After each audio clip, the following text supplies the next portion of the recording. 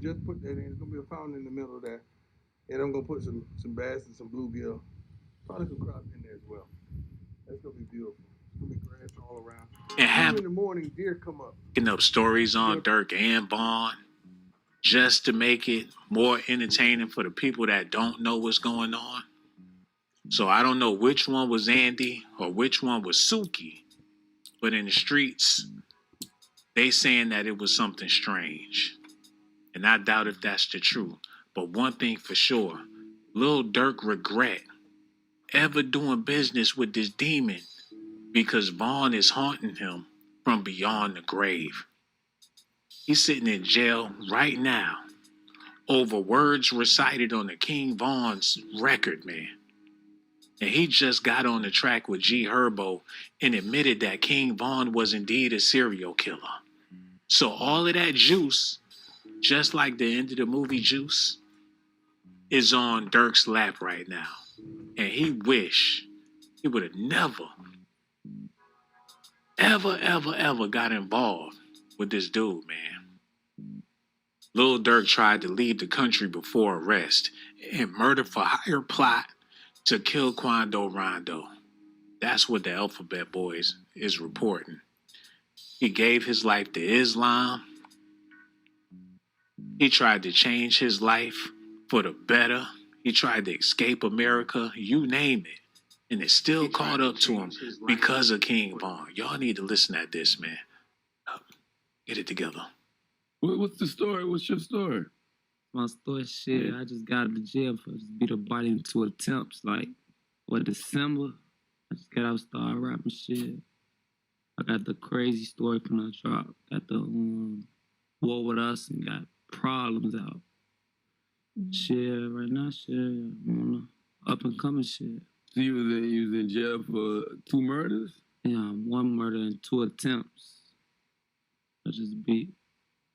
How you beat that? Yeah, I mean, you didn't do it clearly. You would love to throw young black man in jail. Like jury, like, like, jury, yeah, look, Putting all the way shit. The jury, fucking. Oh, you took it to trial? You gonna beat it. You gonna beat it if you didn't do it. That's all. That's expensive too to take it to trial and all of that. Yeah.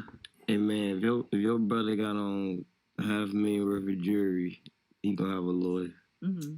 I'm saying that's how we move. Was you ever scared at any point though? See, this is the craziest part about all of this, man. They was talking so blatantly about murders on the Breakfast Club. And now all these years later, people looking back, like what was the connection for real? Like what was them ties like? They even claiming that they was the Milli Vanilli of rap. And I don't agree with that, but a lot of people saying some strange things, and they don't always have to be weird.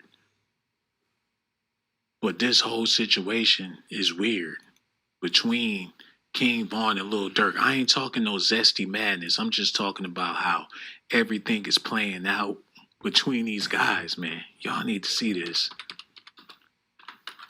And I didn't have time to share the video. I need y'all to do that. You know what I'm saying? Hold on, wait a minute. What the hell?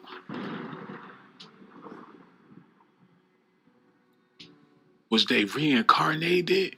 Period. What the fuck? Hold on. I know they ain't supposed to be. Is that Lil Durk? Is that their father? Is that their father? Or is they had people that was related back in the day? Cause why they look so much alike, man? Wait a minute, play that. Yeah, Cause you know the how whole they do time. Yeah, me shit. Yeah, the whole time.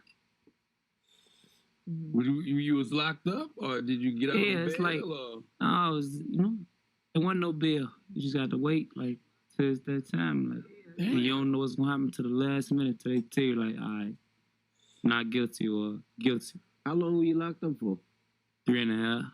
3.5. Damn, that's a Yeah. long How time. old were you? I know you're younger. I started, I got booked when I was 19. I just got out when I was 23. And when did you start rapping? You started rapping before you got in, or Like 4 months ago. 4 months ago? Yeah, for sure. He started rapping 4 months before his album came out. So put your thinking caps on that one. He was only rapping for 4 months. So it didn't matter if he had skills. And when he was facing life for that body, somebody pulled some strings. That only tells me the music industry and the correction system go hand to hand. They can always pull strings for a rapper because a rapper is basically government property. They used him to entice the madness in the street. They knew he was the real deal and still put him out there on records. That is twisted. They let a live wire out just to terrorize the city of Chicago. Can y'all fathom that? They let him go on plenty of occasions just to terrorize the streets. Now they got Durk because he slid for Vaughn. But if that's the case, they must want to put him back out on the street again. I don't think Durk is going to jail, man.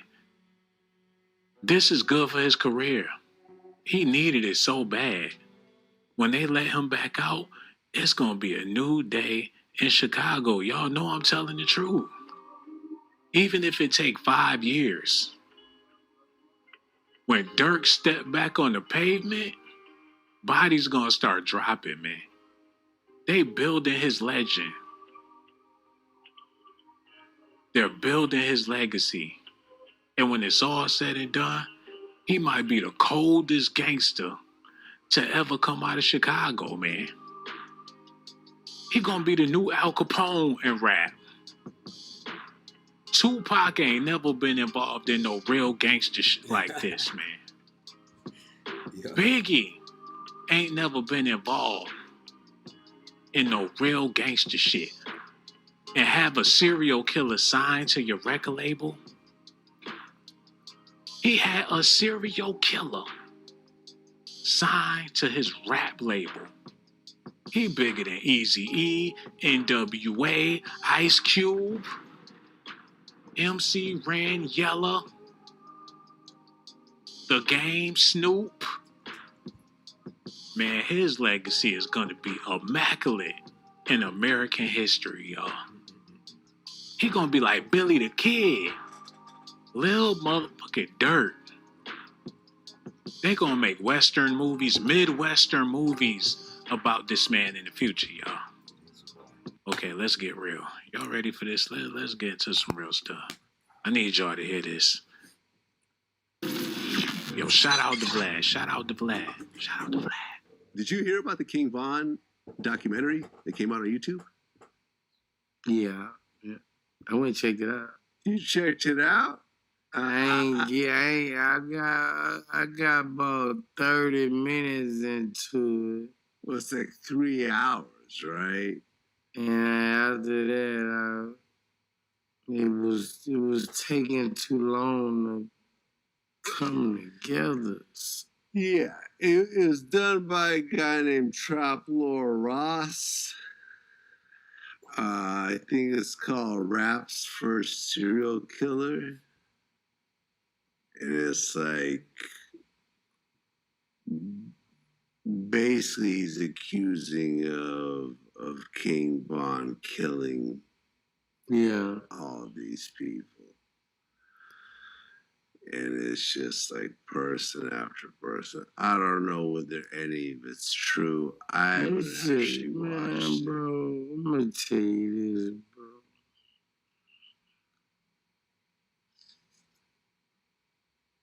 YouTube and all these people who think they know about all this shit don't know what the fuck they talking about. Damn. Wait a minute. Hold on. What did he just what? Did Boosie just call King Von a fraud? Did he just say it was all phony baloney? So he don't agree with King Von being a killer for real. Is he hating on Von? Wait a minute. It's called Rap's First Serial Killer. It is.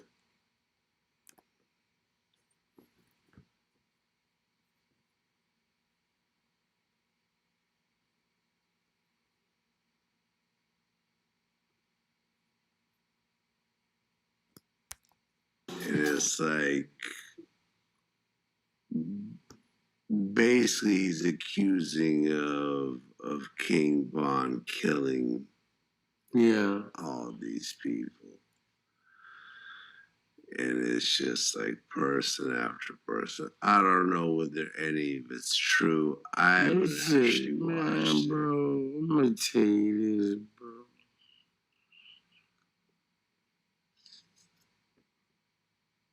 YouTube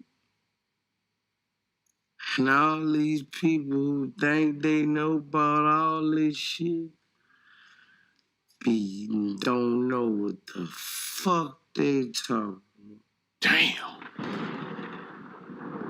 If you wasn't a part of this realm, you just like the motherfuckers on YouTube. All these motherfuckers be talking people name. You don't know what the fuck happened. You wouldn't right there. You think you know who shot who. You don't know who the fuck shot. Oh my God. Boosie don't want to see a real one shine. I can't believe he hating on Von's murder raps. Just because Von got proven bodies, Boosie wanted to be the only one in the game that caught some bodies out there in them streets. You can't talk to Boosie about no bodies. He said if you ain't been in it and you ain't seen it, you don't know what the you talking about, man. That came from a Flavor Flav OG. And I ain't hating on Boosie. I'm just saying, is he hating on Von or no? Hold up. Yeah, I have no idea, man. It's like, bro, it's a white kid that's doing all this too, who clearly was not in the right, bro, in the like circle at all. Yeah, I don't know. I would watching never, this shit on YouTube. I would never do no shit like that. I would never create a documentary. I be looking at that shit on YouTube like, bro, y'all totally wrong. Right. Like, y'all motherfuckers, you guessing. And only people know is those people who were There. Yeah.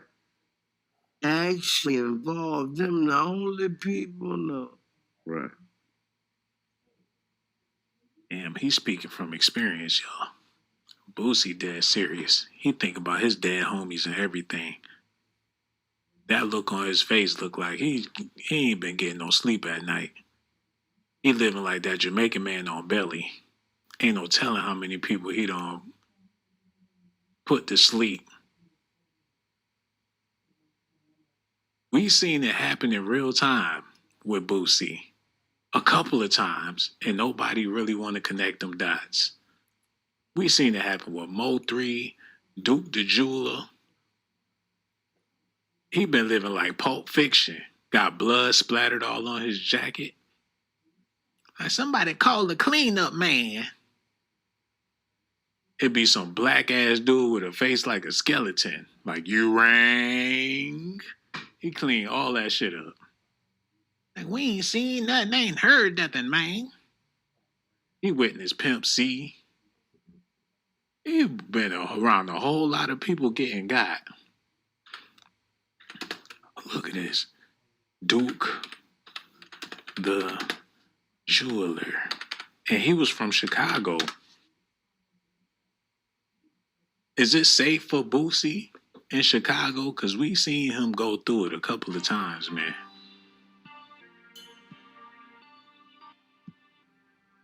He will send you to the slaughter like it ain't nothing. He was there when Takeoff got taken out. He was there when C Murder committed his murder. Boosie is a problem. The Tasha K of hip hop, but on a gangster tip. But that's Negro here, no there. Okay, I need y'all to hit that Cash App. We about to move on with the presentation. Get into it about what's going on with Durk. They said he regret ever signing King Von to his label because now he's in a world of trouble. And he don't know what to do with his life, man. He gonna be stuck in jail for a long time. All because of King Von. You know, reports just came out saying that if King Von was still alive, he'd be charged for the 2019 shooting in Georgia. Yeah, they say he'll be charged for a lot of shit, man. Already. That nigga had all type of shit. Man, Von, I don't know, man. This way it go too. Niggas don't humble themselves. Niggas start getting that money and nigga don't be humble. Niggas start acting crazy and doing way worse than shit. Like, you somebody now. How these nobody ass niggas do that shit if that's the case? Because everybody ain't somebody. You feel me? You somebody, but you ain't nobody. You feel me? So you supposed to have niggas around you like that take care of business if that's the case. You know what I'm saying? If I'm feeding you niggas, what the fuck am I the one sticking my neck out for, nigga? But that's what Von do. But that's what he did. Why be a bodyguard for a bodyguard? They was expecting Von to hold himself down. He the killer for real. Like, why catch a body for the body man? Like, all he do is body people. Like, why risk my livelihood when he already a certified killer on his own? It's not like Von was some sweet dude that couldn't hold his own. When he hopped out the van, everybody else hopped back. Can you blame them? They didn't want to get hit with no bullets. Like, oh shit, here come Vaughn. His own niggas was getting low. When Vaughn pulled out, his own niggas hopping behind the van. When he step out the truck, his own niggas get back in the truck, man. He was that grim of a character. He don't need no bodyguard. He can King Vaughn, man. Hold on. Look at this. If I'm the one been to prison 100 times, what the fuck am I going back to prison for, nigga? It don't even make sense, nigga. You feel me? You niggas ain't never been in trouble, nigga. You better take this case, nigga. I'm gonna bond you out, whatever, however we're gonna fight it, nigga. But I'm gonna be gone for a long time. You hear me? That's what it got. You know what I'm saying? Niggas don't think like that, but Von was he was a different individual, bro. He was manic. He was, you know what I'm saying? Shorty was crazy. He was on that. He was, you know what I'm saying? So that situation though, I guess that's how Durk got off that shit. Shit. I don't know. You know what I'm saying? Even though they talking about it was something he supposedly been with the nigga or whatever. I don't know, man. You know, it be some funny shit going. Is they gonna do a cartoon with this dude or no? Like, what they doing? Like on some King of the Hill shit? They need to do it for Chicago. Keep him with the orange shirt and everything. Like, do a mini series or something. Cause this guy, all different types of animated. Rap is not his calling. They need to get him on Tubi ASAP.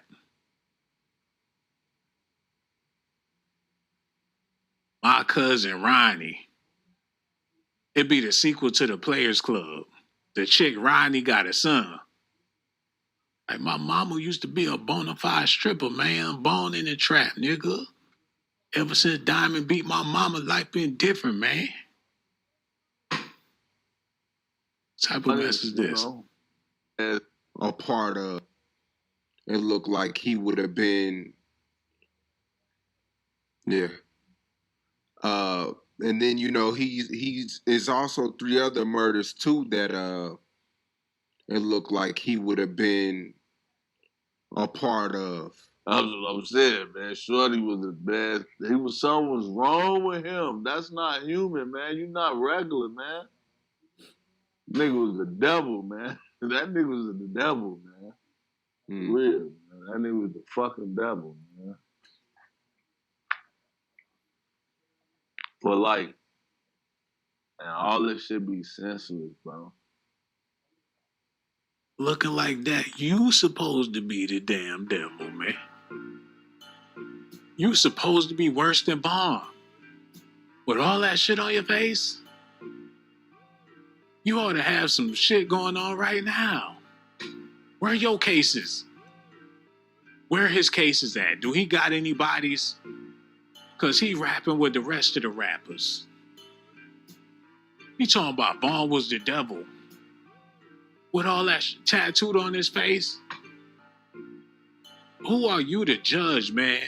You better caught a body too with all that stuff. Don't be looking like that for no reason, man. Hold on, somebody said he got the tattoos removed. Let me see this for myself. Because hopefully he did. What's his name, King Yellow? If he did, I'm happy for him, man, because that shit is ridiculous. Acting like he's scared of Vaughn. Vaughn should be scared of him looking like that. King Yellow. Remove.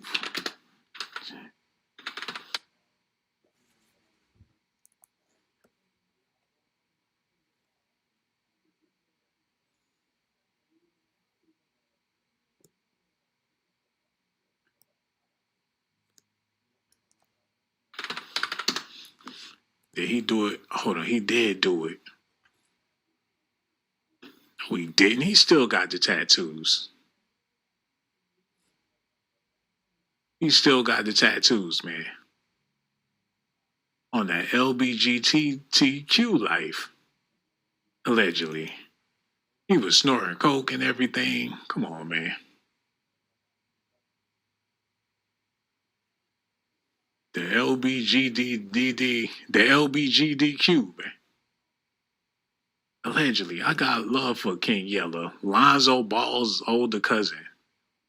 We gotta keep it in the Ball family, baby. If it wasn't for LeVar Ball, he probably wouldn't have a deal. Like, all we do is ball. Cousins balls, nephews balls, my nieces ball. Thank you, Uncle Lonzo. Like, look, man, we family. When we get this basketball shit popping, you might as well get your tattoos now, because this is going to get crazy. Like, ball, ball, ball, ball, ball. That's all he's... Every song. You don't hear no beat. You don't hear no nothing. All you hear is ball, ball, ball, ball, ball, ball. Yeah. LBGT vibes. Like, who your favorite rapper? He be like, the Brat. Say that shit with a straight face. Like, who your favorite rapper? The Brat. Man, get him off the screen. Get him off the screen, man. We got to move on with the show, baby. I hope y'all ready, because it's a whole bunch of stuff we going to be talking about. Y'all ready for this? Okay, let's get into it. Let's go. Come on. The Chicago artist, whose popularity has blown up over the past few years, well, he is behind bars and headed for criminal court in California. Prosecutors say he orchestrated a plot to hire hitmen and take out a rap rival. As we're tracking the progress of this case, we're also taking a closer look at how we even got here and how an apparent feud turned deadly. Welcome to Sidebar, presented by Law and Crime. I'm Jesse Weber. Well, Grammy Award-winning artist and reported multimillionaire Lil Durk, whose real name is Durk Banks, is in a lot of trouble right now. The FBI says that he was part of a complicated murder-for-hire scheme that involved a shooting in the middle of the day at a Beverly Hills gas station in 2022. This actually resulted in the death of Savia Robinson, the cousin of Georgia rapper Quando Rondo, who prosecutors say was the actual intended target of this assassination, but he wasn't harmed in the shooting. According to prosecutors, Durk helped organize and pay for his alleged co-conspirators to travel from Chicago to Los Angeles in order to kill Rondo. Durk had reportedly put out a hit on Rondo, offering money to anyone who would take him out. Now, multiple people were indicted in California court, including Durk. Now, the named defendants in the indictment are Kevon London Grant, DeAndre Dontrell Wilson. Like, I want that nigga dead. Tonight, man. Like, he gotta go. I don't want to see him breathing no more, man. He took him out for Vaughn. Can you believe it? He was not gonna let it slide. Even though he an entertainer with millions of dollars. He was gonna do it for the hood, do it for the family. He was not gonna let that slide. Now he in jail, facing life. They take that shit seriously. And it had to hurt their heart to see Vaughn, their top general, go down like that. And Quando Rondo in Savannah, Georgia, just snickering. Hey, them boys tried me. Y'all seen what happened when them boys tried me? Don't end up like Shorty. You don't want to end up like Shorty, do you? He at the gas station terrorizing his community. Like he took out the whole Chicago. And he's still throwing up them flags. That had to be devastating to their whole... That had to hurt them in their soul. Like, that boy gotta die. That is messed up, man. I can't even believe it. Hold up. Hey, y'all need to listen at this. King Vaughn was one of the most feared BDs coming out of the south side of Chicago, with having been speculated to have been involved in over 7 murders. This King Vaughn story is truly a crazy story and will have you wondering, how did a serial killer make it out of the streets of Chicago to make it to be one of the biggest drill rappers of all time? This is Top Trend TV. And Wow, you see, y'all gotta see this, man. The way that they walking through the projects will make anybody want to call the cops. And for the people that live there and knowing that them dudes is there and you know what they out there doing, it's like living in menace to society.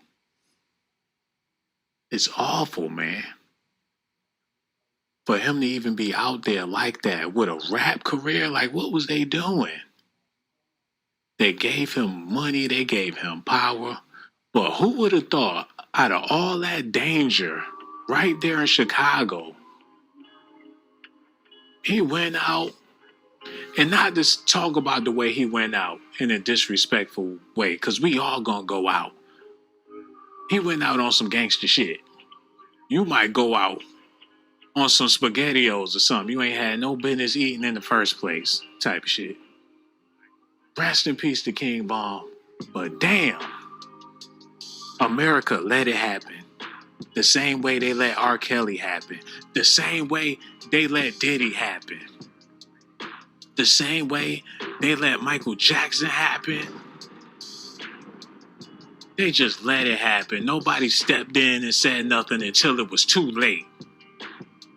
The first surgery, nobody said nothing. The second surgery, the bleaching cream, don't nobody say nothing. Until your ass porcelain white, that's when they all want to start pointing the finger, man. They let Diddy do it. They let Lil Durk do it. They let King Von go all the way to the edge for entertainment purposes, man. And I ain't saying this right, but the kids is listening to King Von.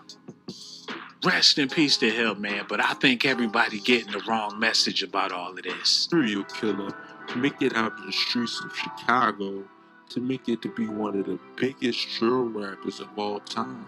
This is Top Trend TV.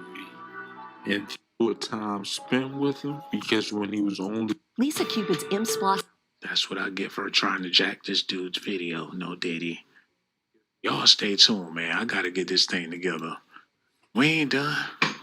And for my people out there watching, I gotta let y'all know y'all appreciate it. Okay, Reg, get the thing set up, man. We got a production we supposed to be doing. Okay, listen at this, y'all. The best things in life. Goddamn, they just gonna hit me with these ads, with these already commercials.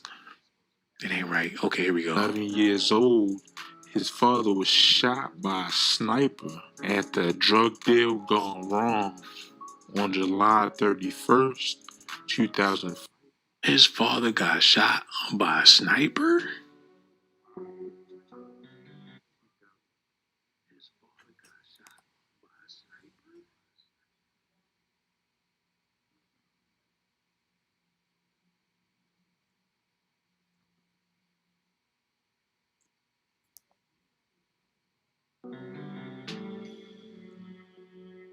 Damn. He was born to be a soldier. What a life. Over a drug deal gone bad. So this dude is definitely a ghetto baby. Project baby, whatever you want to call it. From the streets, from the slums, from the bottom. From rags to riches. A human time bomb from Chicago. Quando Rondo is not even on this man's caliber. They not even from the same type of trenches. Quando from Savannah, and best believe it's ghetto down there, but not like Chicago. They ghetto different. They got oranges and shit growing on the trees. They got an abundance down there. They got family and shit in Savannah. Chicago is a whole nother urban jungle. And for him to... That op wasn't even supposed to be optimal. Not for Vaughn. Right. That's like... That just don't make sense. That's like... That just don't make sense. Hey, they got King Cooper on the first level and you could just beat him straight off the bag. No powers, no nothing. Right. That's the only way I can explain. They got King Cooper on the first level and you explain it. Look at this, man. They're not even in the same weight class. And you figure this would have never happened in a million years. And Lil Durk trying to figure out a way to take this dude out the game. But I say they need to let it be, man. He done checked in with them OGs. Oh, I need to hear this. Wait a minute. Oh, shit. Hold on. When you hop off the plane, We ain't doing none of that. Okay. We need to see this real quick. Okay. Here we go. Big bro, everybody scream protect the brand. When the brand get protected, everybody want to be mad. This would come with it. and I got one more other thing I want to say, and that I know y'all didn't have no beef, At all. and that you had just was talking to him. Come on. Yeah, so I mean that's it. The fact that it wasn't no smoke. At all. And hearing your story, kind of tell us how you came up, because I don't think people. This is what happens. People really think that when you are artist that you just woke up and you were successful. They don't understand where you came from, your struggle with your family, with your mother, and all that, and coming up living with your grandmother. A lot of people don't know that.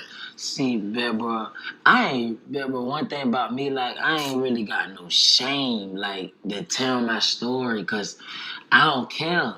You feel me? Everything don't be glitter and gold. Even once you successful, everything ain't good. Really, nothing good. You feel me? Period. Not even the money, because what come with all the stuff, it ain't no happiness. You feel me? But like, bro, like I really grew up way worse than anybody will ever think. Like my mama been she got her life together now, and I love my mama, not talking bad about her or nothing, but she would come right in and talk about it like, bro, like I was born a crack baby. Bro. You feel me? Oh, shit, man. There it go. Oh, damn. We dealing with another type of animal. Wow.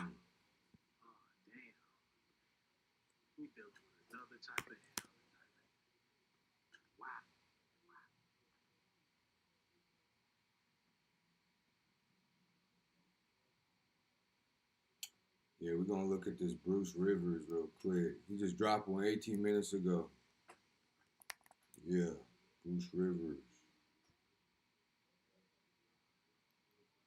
Groups, these groups that are with each other. You know, you've got the King Von crowd, you got the Quando Rondo crowd, and the FBG Duck, the Little Durk.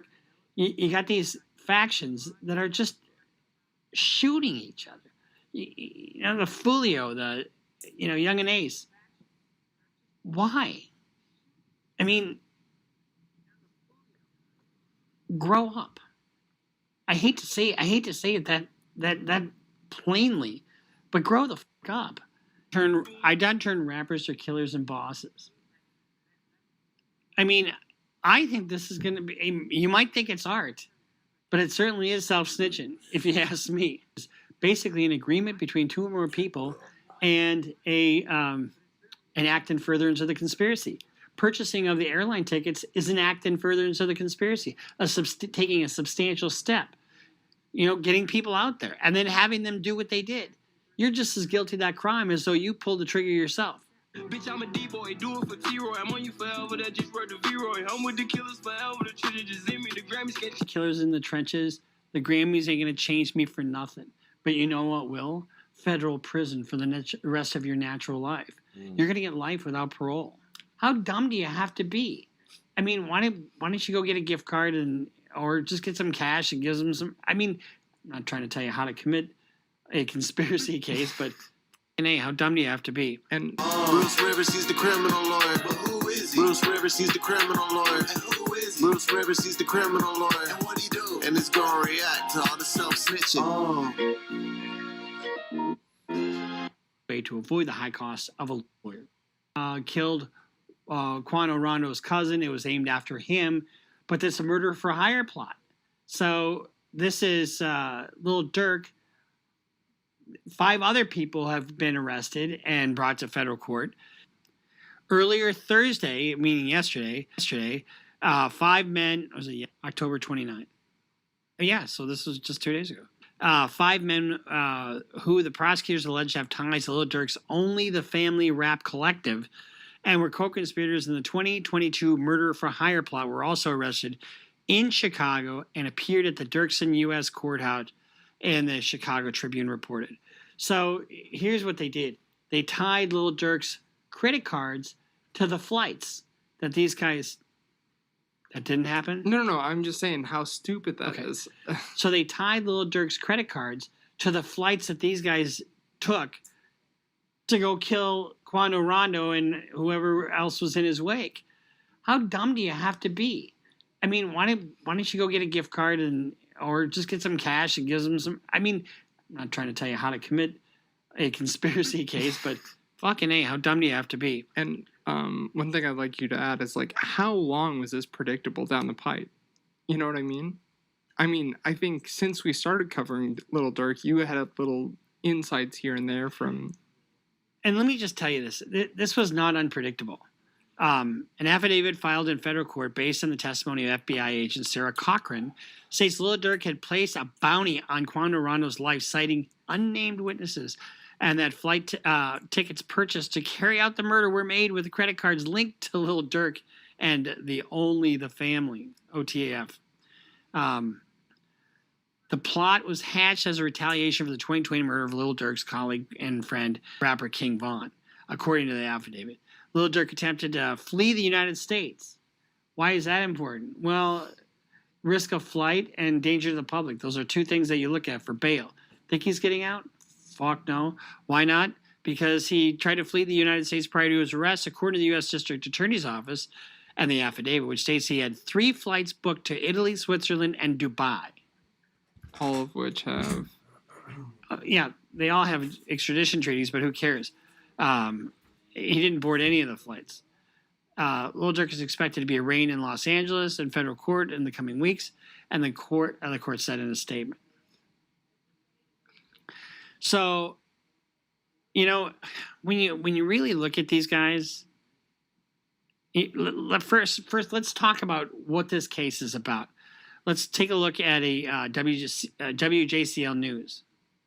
Right now, the search is on for 3 people who police say shot at a Savannah rapper, killing a member of his entourage. It happened in Los Angeles, and so we reacted to this about the time that this happened. Fired, a fight taken to the streets, and this chaotic scene, the ending of a shooting that started in Los Angeles, California. Sheriff's deputies pulling out a man who had been shot in an SUV. Savannah rapper Quando Rondo, a passenger in that car. Quando Rondo screaming because it's his cousin that's laying there dead. Rapper Quando Rondo, a passenger in that car, frantic at the site. It all started at this mobile gas station at 5:30 Friday evening. All over what? All over what? There's nothing that could justify this. I mean, granted, it's to avenge a killing, but these beefs start over nothing, and then they just go on and on and on. And where does it end? Do you mind? PD says witnesses heard multiple gunshots, then watched a couple cars zoom off. 3 people in one car shot at this black Cadillac Escalade. It's unclear if those inside shot back. Can I get some space, please? It ended at Santa Monica Boulevard. Deputies found it peppered with bullet holes and a shattered window. One man inside, a member of Rondo's entourage, had been shot. The 23-year-old was taken to the hospital where he died. A scene left with remnants of the fight, shoes left in the street, doors. Just stupid. I mean, guys, you're successful. You're driving an Escalade. I mean, you got money. You've got everything you need to be successful. But if the Grammys ain't going to change you, I don't know what will. Do you mind if I add a little bit? Yeah. All right. So, and obviously after this, after Vaughn, after everything, so the initial beef started between him and Youngboy. And then all of these people are tangential to Youngboy, like Quando Rondo, these Baton Rouge sort of affiliates, Lil Tim, and stuff like that. It all happened over a girl, over India, his girl. And then ex post, like all these events that had happened after King Von dying, all the fan bases, when are you going to slide for Von? When are you going to slide for Von? You know? And it's like, for him to have that compulsory instinct to just execute something like this, regardless of what consequences might come down the pipe, I don't know, I think is absolutely ridiculous. But I mean, like, even with Youngboy, it's like, he's not a stranger to this. I mean, like, he had a sweetheart deal, and what does he do? It absolutely floors me. So Quando's response after this, and this is a good message, actually. We didn't get into the music industry to make it just to stay caught up in this street shit. We all have families and communities counting on us. True. It's time to leave that all behind. We've already lost so much, and it's so heavy on my heart to forgive anyone I had issues with in the past. It's all love from me, praying for everyone. Life goes on. You know, that is the first positive message I've seen in a long, long time. There was somebody else that came out after he got out of prison. I can't remember what the name of the guy was, but he came out with another rapper came out with a good message. Dudes, you guys got to stop. You got to stop this killing. I mean, we're going to play this little clip here. Yeah, there's a couple of different music clips after. Bitch, I'm a D-boy, do it for T-Roy. I'm on you forever, that just wrote the V-Roy. I'm with the killers forever, the children just in me, the Grammys can't... Killers in the trenches, the Grammys ain't going to change me for nothing. But you know what will? Federal prison for the rest of your natural life. You're going to get life without parole. Oh, could you explain, like a murder for hire plot, if he's like a principal in that? So on a murder for, it's a conspiracy case basically. Yeah. And conspiracy to commit murder is basically an agreement between two or more people and an act in furtherance of the conspiracy. Purchasing of the airline tickets is an act in furtherance of the conspiracy, taking a substantial step. Getting people out there and then having them do what they did. You're just as guilty of that crime as though you pulled the trigger yourself. Especially that he's orchestrating everything. I like the bitches who let me just offer them cash. The bitches who let me just offer them cash. You never gonna ask me for none, never gonna switch. Only time I ever switch is a Glock with a motherfucking button. Only time I'm gonna switch is with a Glock with a motherfucking button.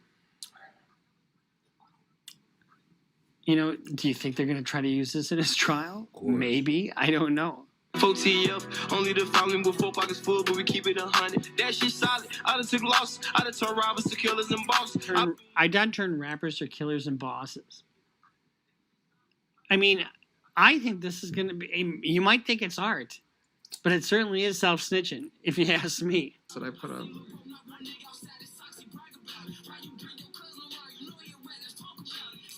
So here's a direct song where Durk go no auto, whatever that means. Let's listen to his words, because this is him talking specifically about the LA shooting.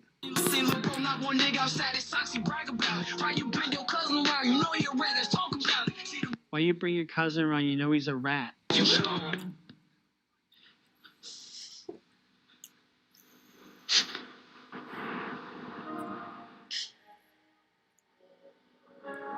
And we got one or two more here.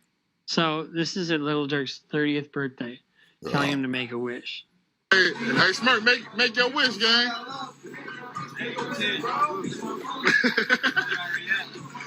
He said it already happened. What does he mean by that?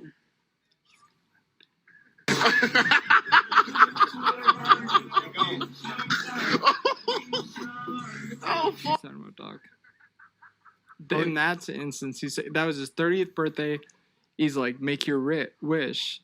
And remember, that was such a calculated hit on the Gold Coast, right outside of Dolce & Gabbana. 2 cars pull up. FPG Ducks, he had a aftermarket extended magazine. It jammed, and 2 cars pull up. 4 guys get out, all with some with Draco, some with whatever. It was a hit. It was an assassination attempt. So where are we at? So that's what we got going on here with Lil Durk and all this crap. He's not being. This has nothing to do with FPG Duck's murder. But I wouldn't be surprised if people start talking. You got 5 people who are going to be in custody now. Guess what? The youngest, the littlest one, the most scared is going to talk. And guess what they do? They snitch. There's one more. I was trying to find. Oh, here it is. I found it. Okay, here. Hey, his son's pretty active today. Huh? This is a short, so it's obviously.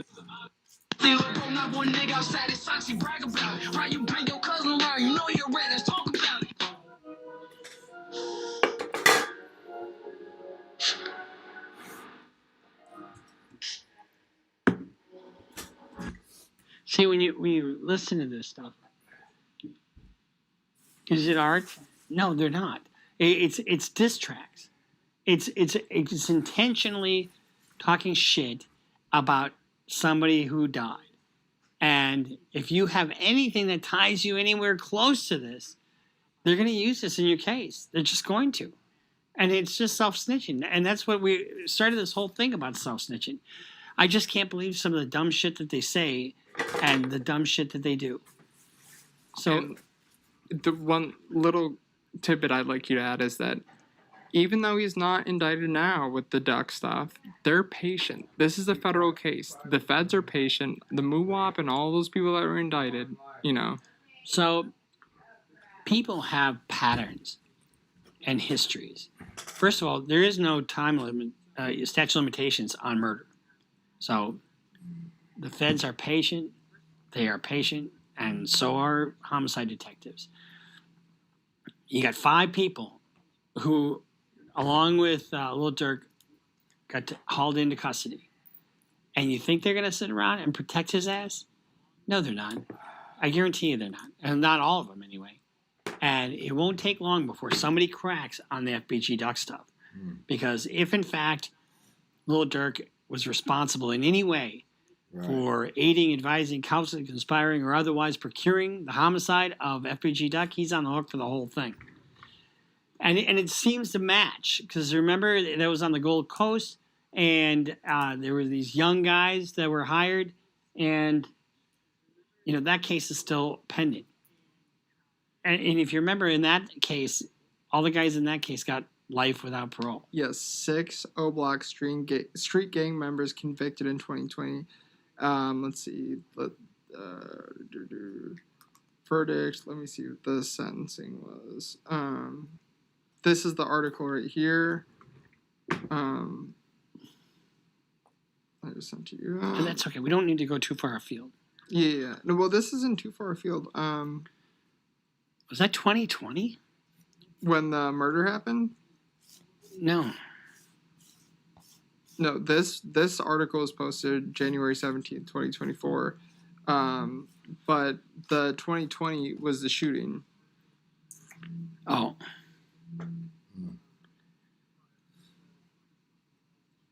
After just 2 days of jury deliberation, federal jury on Wednesday convicted 6 reputed gang members of the brazen killing of Chicago rapper FBG Duck in the Gold Coast. Damn, so that means if they already went down, so that means if Duck, if Durk has any kind of affiliate to that, they're gonna question him over that before or at the same time they bring him in.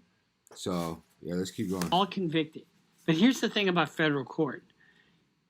They may not have cooperated then, but they could cooperate now and come back with what they call a Rule 35. And, but I don't know if that's going to happen or not. And I don't know that Lil Durk was part of that or not. Seems like he was, because he certainly talks about it and in his rap songs. Like, he certainly isn't displeased by the fact that happened. And these groups that are fucking with each other, you know, you've got the King Von crowd, you got the Quando Rondo crowd, and the FBG Duck, the Lil Durk. You got these factions that are just shooting each other. You know, the Fulio, Young and Ace. Why? I mean, grow up. I hate to say it that plainly, but grow the fuck up. You know, I mean, I had a case today, a juvenile homicide. You know, these guys are just younger and younger and younger, carrying guns everywhere. You know, if you're a parent and you find a gun in your kid's room, you better be awfully fucking scared. Awfully scared. Because the kid, number one, is doing something really dangerous. And number two, if the kid feels like he has to protect himself, then there's more going on than you know about. So, I mean, LPGX's mother is now suing Lil Durk, you know, after these other proceedings had concluded. You know, so it's just a mess. If you were a young I did do that though. Man, pretty good though. 15, 16, 17, your hands should not touch a gun unless you're with your father at a gun range or at a skeet shooting range or hunting. You shouldn't be having a gun out on the street. First of all, it's illegal if you're under 18 to possess a firearm. I don't know if you know that or not. Second of all, it's just so fucking dangerous. The best defense is a good offense. Stay away from trouble. Period. Build your future, build your life, build everything. In fact, I want to read something to you, an email I got today. And so when I talk to you about building and being there for people, I got a message today from somebody by the name of Aaron. And this has just touched my heart. This is where your heads should be at. I'm sorry, no legal issue. I am just trying to show my gratitude. I want to be sure Bruce Rivers is able to see this. I am 44-year-old mother of 4, continuing my education because of him and his YouTube channel with his son, Michael. I am not sure the best way to express my appreciation. I am an older mother of 4. My husband is a great provider, but he works so hard as a disabled man who refuses to be labeled disabled, partially paralyzed. As we get older, we are realizing physically it is my turn. Bruce inspired me to start building. School always seemed so overwhelming, but somehow he expressed it in a way to make it feel attainable. Since then, I received my associates and I'm on my path to obtain my bachelor's. Yeah. Because of his inspiration, I'm on a path to provide for 4 kids in case my sweet husband's paralysis completely removes him from the strength. You know, I got into law school fucking barely. My grades were shit. I didn't have a good work ethic. You know, if I didn't really like the subject matter, I didn't really try that hard. And but once I got into law school, I really liked it. If you are sitting there thinking, oh, I'm in the city, I don't have a dad, I don't have... They say, oh, there you go with a pull yourself up by the bootstraps thing, and, you know, you're just being respectable. Now, What the fuck is Bruce? they won't. I say to people who say, well, I would like to have done so and so and so. So, well, you could have done it. So, well, I couldn't get out of here. Man, the bus runs every day. You're exactly right. Yeah. It's Don Lemon on CNN. And he was saying, well, what about, you know, the people who just can't do this or just can't do that because of their upbringing or their circumstances? And you know what Morgan Freeman said? Bullshit.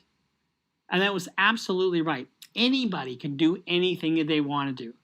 Now, does that mean I can be president if I want to? No, I've got too many skeletons in my closet. You guys point that out every fucking day. But does it mean you can be successful? It absolutely means you can be successful. You don't have to be a banger. You don't have to carry a gun. You can avoid situations. You can do this. You can do that. And if you're young and and you're in a tough situation, find a way. Find a mentor. Find an adult male. If you're a young black male, find an older black male who's successful. And it can even be somebody that's been to prison that says, don't follow my fucking path. All right, let's see this. All the rumors on Durk. With California.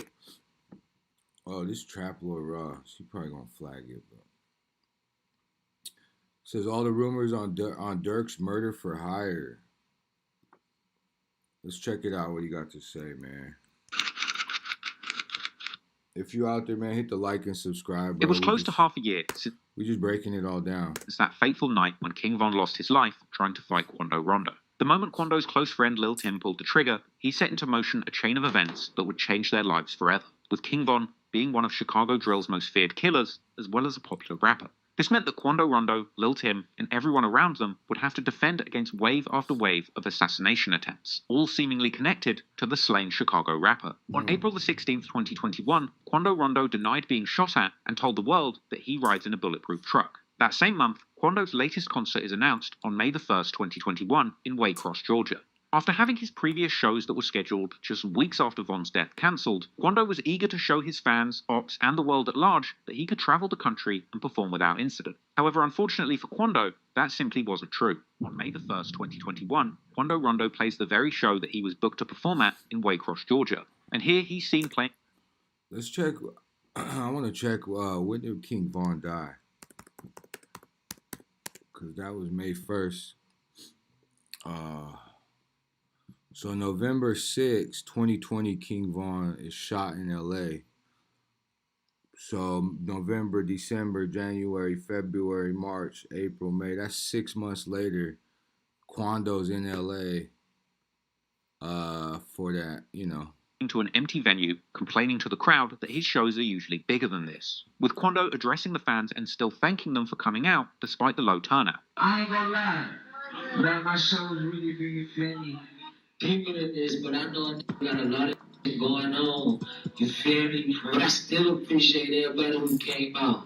I'm gonna run this bitch out like it's 10,000 people there. Come on, shit. When these images and clips surfaced, hey, that's gotta be rough, bro.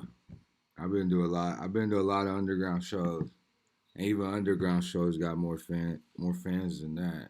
At least, you know what I mean. But he is across the country. It is after King Von's death. Yeah. Chicago affiliates of Von and Durk, like Mimo 600, would mock Quando, saying that he must have made a loss on that show. But as the night went on, that show's turnout would be the least of Quando's worries, as him and his entourage would leave the venue after performing, driving to a Circle K gas station just 11 minutes away in the next town of Blackshear. At around 3:20 a.m. after that show, Quando and his team would be in the parking lot of a gas station convenience store in Blackshear, Georgia. Soon after arriving, somebody began to open fire from across the road, with one man allegedly being hit in the hand and ending up in the hospital. Quando Rondo would flee the scene before authorities arrived. According to one report, over 100 bullets were fired at Quando's entourage during this incident. However, members of the public would arrive to the crime scene, beginning to film and posting the footage on social media, with the woman filming telling viewers that she was on the scene of the Quando shooting and saying that people had heard the gunshots from all the way down the street. And she would even walk right up to bullet markers where the shell casings had apparently been fired from, all the way up the street. Oh my God, it is Quando, y'all. It's got to be. They talking about it was the rapper that performed at the Vibe at the club. They talking about it was Quando. They heard it was somebody had a bounty on him. I'm like, damn, how the fuck you know? Look at them bullets. What's she talking about? Yeah, they got down picking up bullets.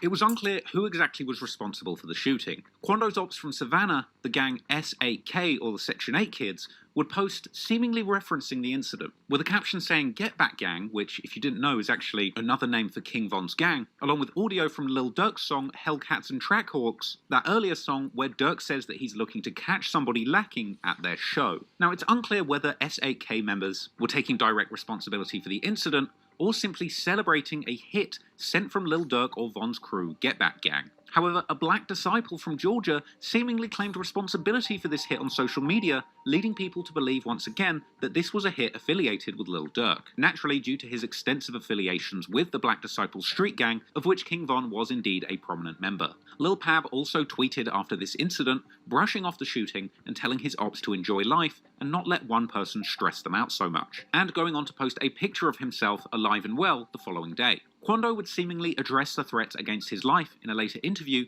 also brushing off the danger and saying that he doesn't care about death threats because he's always armed. Death threat all you want to, man, bro. That's just some words, man. Be an action. Right. See, that part is crazy, because now you really antagonize, like, be in action. You tell that to the right person, they're gonna step, you know what I mean? So, and that's what happened. If I didn't, God called me. Right. But I'm going home to my daughter a bit, bro. I'm not even the type of person to move without a firearm. Rumors would later circulate that Lil Tim was also injured in this shooting. Now, whether or not that's true, it was clear that Lil Tim suffered a serious injury, being shot numerous times during the altercation with King Von. A couple of months after that shooting at the gas station, in August 2021, Lil Tim would post a sobering picture to Instagram, revealing that due to his gunshot wounds, he's having to use a colostomy bag, but still giving thanks for the fact he's still alive. It's unclear whether or not this injury was from the Waycross shooting, the shootout with King Von, or even a previous shootout in Savannah. But regardless, it was clear that Quando and Lil Tim were continuing to pay the price for this beef with King Von. But that didn't stop Quando from continuing to push his career forward. On May the 7th, 2021, Quando releases his 6th mixtape, Still Taking Risks, his first full-length release since the killing of King Von. And this project would be laced with references to the incident, as well as the consequences. Quando would rap about having a $1 million bounty on his head and the opening track Blue Man. He would also mock King Von on tracks like Red Eye, saying that he's smoking a dead guy and catching homicides with Timmy. There's also a line on that track where he says that he's signed to NBA and rapping, "If he loves that girl, make sure he never sees her again."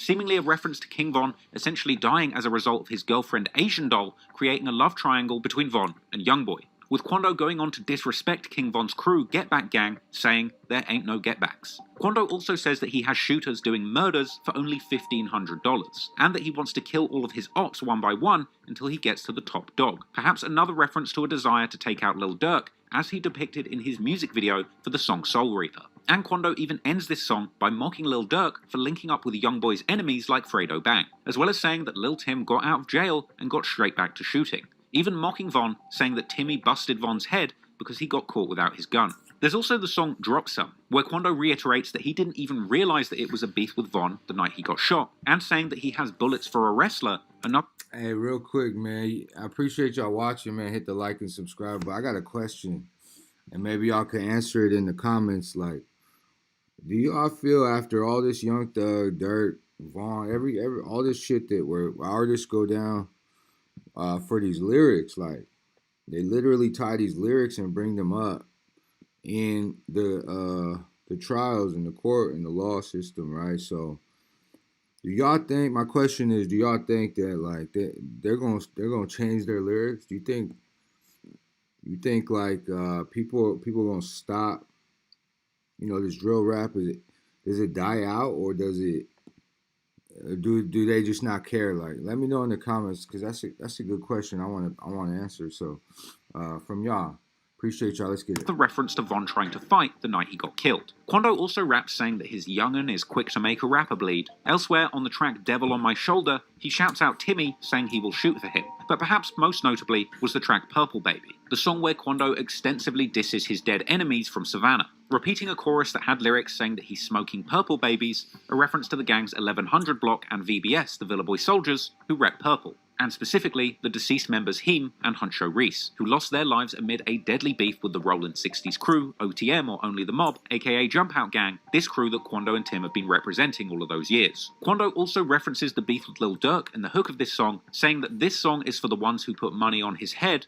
and that they're going to murk them. A suggestion that Quando and his people are trying to take out the people who are putting money on their heads before they get a chance to kill them. That would be followed up with a lyric saying that they're smoking on their new dead homie, which of course is a reference to Von. The track also had lines about Jump Out Gang jumping out and shooting, as well as a lyric attempting to discredit the street reputation of Chicago gangs, with Quando rapping that his ops think that they're the only killers in America. Again, referencing the fight with Von, saying that he's not wrestling, just shooting, and even referencing Lil Reese's earlier Twitter beef with him, saying his ops wanted smoke until he killed their friend, ultimately ending the song saying all he smokes is dead ops and free Lil Tim. Elsewhere on the song OK, Quando says that the night Von died made him sick, and reflecting on the trauma of seeing his friend Timmy split open after being shot. On the track Still Doing Wrong, he says that they had no choice but to kill Von, but to this day, he still doesn't know what he did to upset him. And then finally, on the track Stand On It, Quando would taunt Lil Durk and the Chicago rappers, who keep saying that they're going to kill him, saying that they better stand on that statement, mocking his rivals and questioning why they think they're the only shooters out here, introducing his team of shooters as Jump Out Gang and saying that they're the ones who put people on the news. Still Taking Risks was a bold project from Quando Rondo that made a big statement. And in spite of the shooting after his concert in Waycross, Quando was still planning on disrespecting his enemies. And Quando wasn't the only one who wasn't scared of the Chicago hitters hell-bent on taking them out, because Lil Tim would also share the same sentiment. Quando went live on the 8th of May 2021 with Lil Tim expressing frustration at their ops and saying that they're smoking Purple Baby and other ops, and saying that people are trying to blackball them from the music industry. I can't sleep at night. Man, these nightmares, they eat me up. You know, real purple babies for real, man. I'm about to start smoking motherfucking black babies around this bitch, cuz. You know, I got that at the house with me, baby. Yeah, I'm purple, baby. I with no bags. Man, I'm pissed off, AJ. You gotta get up. No, boy, they cannot get that big straight up, ain't it, big, bro? I'm telling you, boy, they let me get that big bag. These folks really don't want to in the industry. So now I'm about to come bum rushing through this. Gotta kick the door in. Come on, man. But they act like they don't like me. Yeah, 4th of July this. Quando even says that him and Lil Tim are going to drop a mixtape together. Should have put me on that. That me and Lil Tim about to drop a tape, and we ain't about to do no capping at all. Motherfucker. It's up. It's up.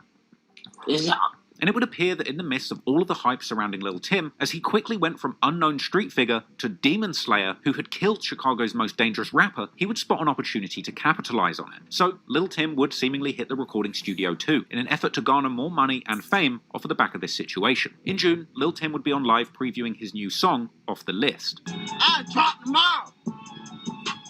I dropped them all. For thought. Man, let me let y'all hear some, man. Since y'all got me turned up like that. Off the list. Put that thing down. Bitch, I don't miss. Now, this wasn't Lil Tim's first go at rapping. He had dropped snippets of songs all the way back in September before this whole beef popped off. But now that Lil Tim was known the world over as the man who had killed Chicago's most famous, self-proclaimed demon, he might just have a shot at getting famous off the back of this killing, just like King Von got famous, rapping about all the people that he had supposedly killed. As the days went on, Lil Tim got more and more active on social media, seemingly building up the hype for his new Rapper Slayer rap persona. On June the 9th, 2021, Lil Tim goes live, saying that he keeps a black hoodie, and denying being in hiding, saying, look what happened to Von. You know I keep me a black hoodie. Hiding in the woods. What? Why I seen that tweet, boy? Being hiding in the woods. What? Bitch, I'm in trenches. What happened to boy? Double down on your ass, man. Yeah, bitch ass. Interestingly, after shooting King Von, Lil Tim didn't tweet for around 8 months, with his final tweet posted literally less than an hour before that shootout. But then, on July the 7th, 2021, Lil Tim would return with a brand new Twitter account, claiming that this new account was set to be foul and disrespectful, titling himself Lil Tim, the biggest op. Lil Tim would swiftly begin liking other posts on Twitter of people saying that they're smoking on Von, as well as reposting a tweet by Quando Rondo, seemingly referencing that moment where Quando helped a wounded Lil Tim into the hospital after the shootout with Von. A few days later, Lil Tim would post up on Twitter with his friend, saying that if you don't have a homicide, we can't be friends, even attracting him a like and a follow from hip-hop's biggest troll, 6ix9ine. Lil Tim proceeded to post clips on social media showing that he was outside in these streets, on the front lines, and not scared of any of his enemies. Come on, man. Front line, oh.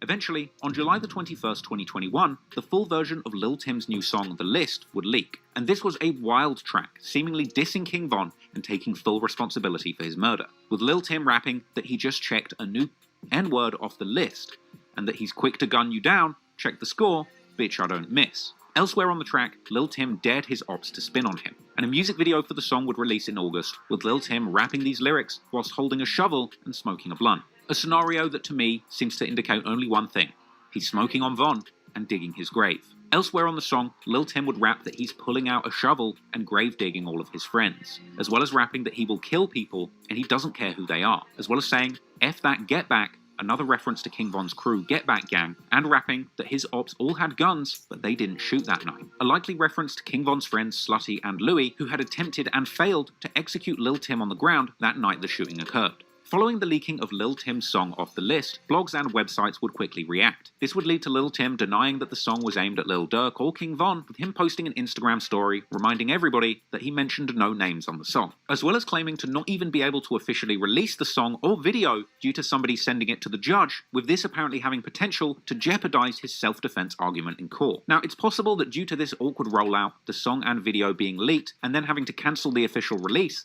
Lil Tim may well have not made any money from this song. But what did happen was he caught the attention of another rapper with common enemies, 6ix9ine. Now, 6ix9ine has a storied history when it comes to beefing with Chicago rappers. He famously had words with Lil Durk on IG Live during his prime as a rapping Blood member. But when I feel like disrespecting me, Blood. And he had also gone back and forth extensively with Lil Reese. But since King Von mocked 6ix9ine for eventually becoming Snitch, when Von died, 6ix9ine was one of the first people to mock Von and disrespect Lil Durk in the aftermath. Look how happy he is. He sacrificed. Look how happy he is. Look at this dead on his shirt. Look. Yo, you think King Von thirsty? I think King Von thirsty. Look. Yo, drink that. Look. If a killer ain't dead, we ain't wearing no RP shirts.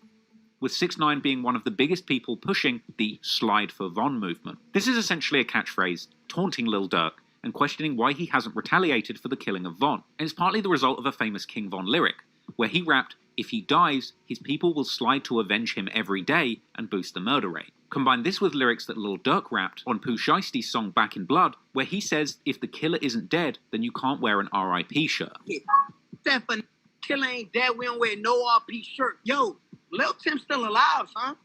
No 4K trade members. None happened to them. Look. Von rest in piss. Clearly 6ix9ine was looking to capitalize on the death of King Von, all for his own attention. But what he did next truly shocked the internet. As in August, a clip went round of 6ix9ine and Lil Tim seemingly arriving to a Savannah music studio together. And the media would soon report that 6ix9ine and Lil Tim had seemingly teamed up to record a collaboration. 6ix9ine posted a video of him in Savannah, allegedly rolling his dice with Lil Tim's people.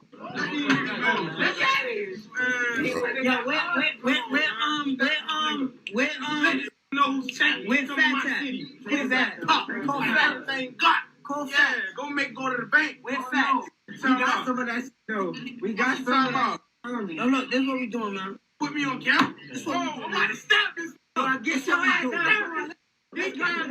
And then another video would go around, apparently showing Lil Tim in the booth recording with 6ix9ine. Now, Lil Tim would deny doing a song with 6ix9ine, telling his followers on social media, "What do I look like doing a song with a rap?" Lil Pab would also cast doubt on the situation, posting the studio footage, pointing out that there is no song to show. And Quando Rondo would also deny the collaboration after 6ix9ine posted a video showing him in Savannah and saying he was playing dice with Quando's people, with Quando saying that his people had...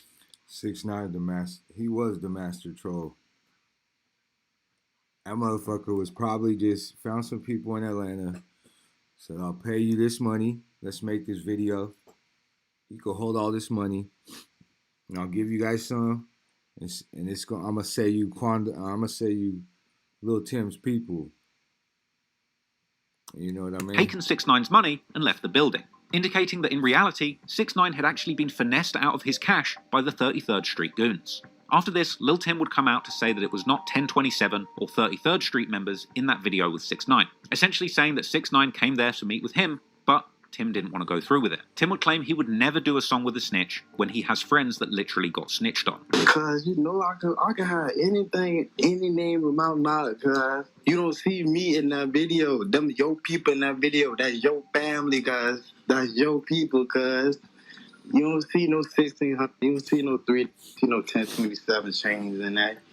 Them yo people and they flashing money with that man. That's not me. You tripping. He came down for me, but I wasn't in there with that. Tim would later do an interview with Fuchsia's TV, claiming to have taken around $40,000 to $60,000 from 6ix9ine before leaving the studio without recording. Nah, I never did it. I act like I was gonna do it. Got down a couple of 40, 60 rats type. It just did. Like I ain't never did it. I act like I was gonna do it. Never did it. So it turned out 6ix9ine had actually planned to include Lil Tim on his King Von disc called Wah Wah, but when Lil Tim pulled out of the song, 6ix9ine had to re-release the track as a solo song under the title Gene. But even without Lil Tim on the track, 6ix9ine's lyrics would be all aimed squarely at Lil Durk for not avenging King Von, with pointed lyrics on the track saying your man got shot and you didn't get back. And in the video, when 6ix9ine rapped the lyric, go get a gun and go get some get back, he even flashes the word slide for Von up on the screen.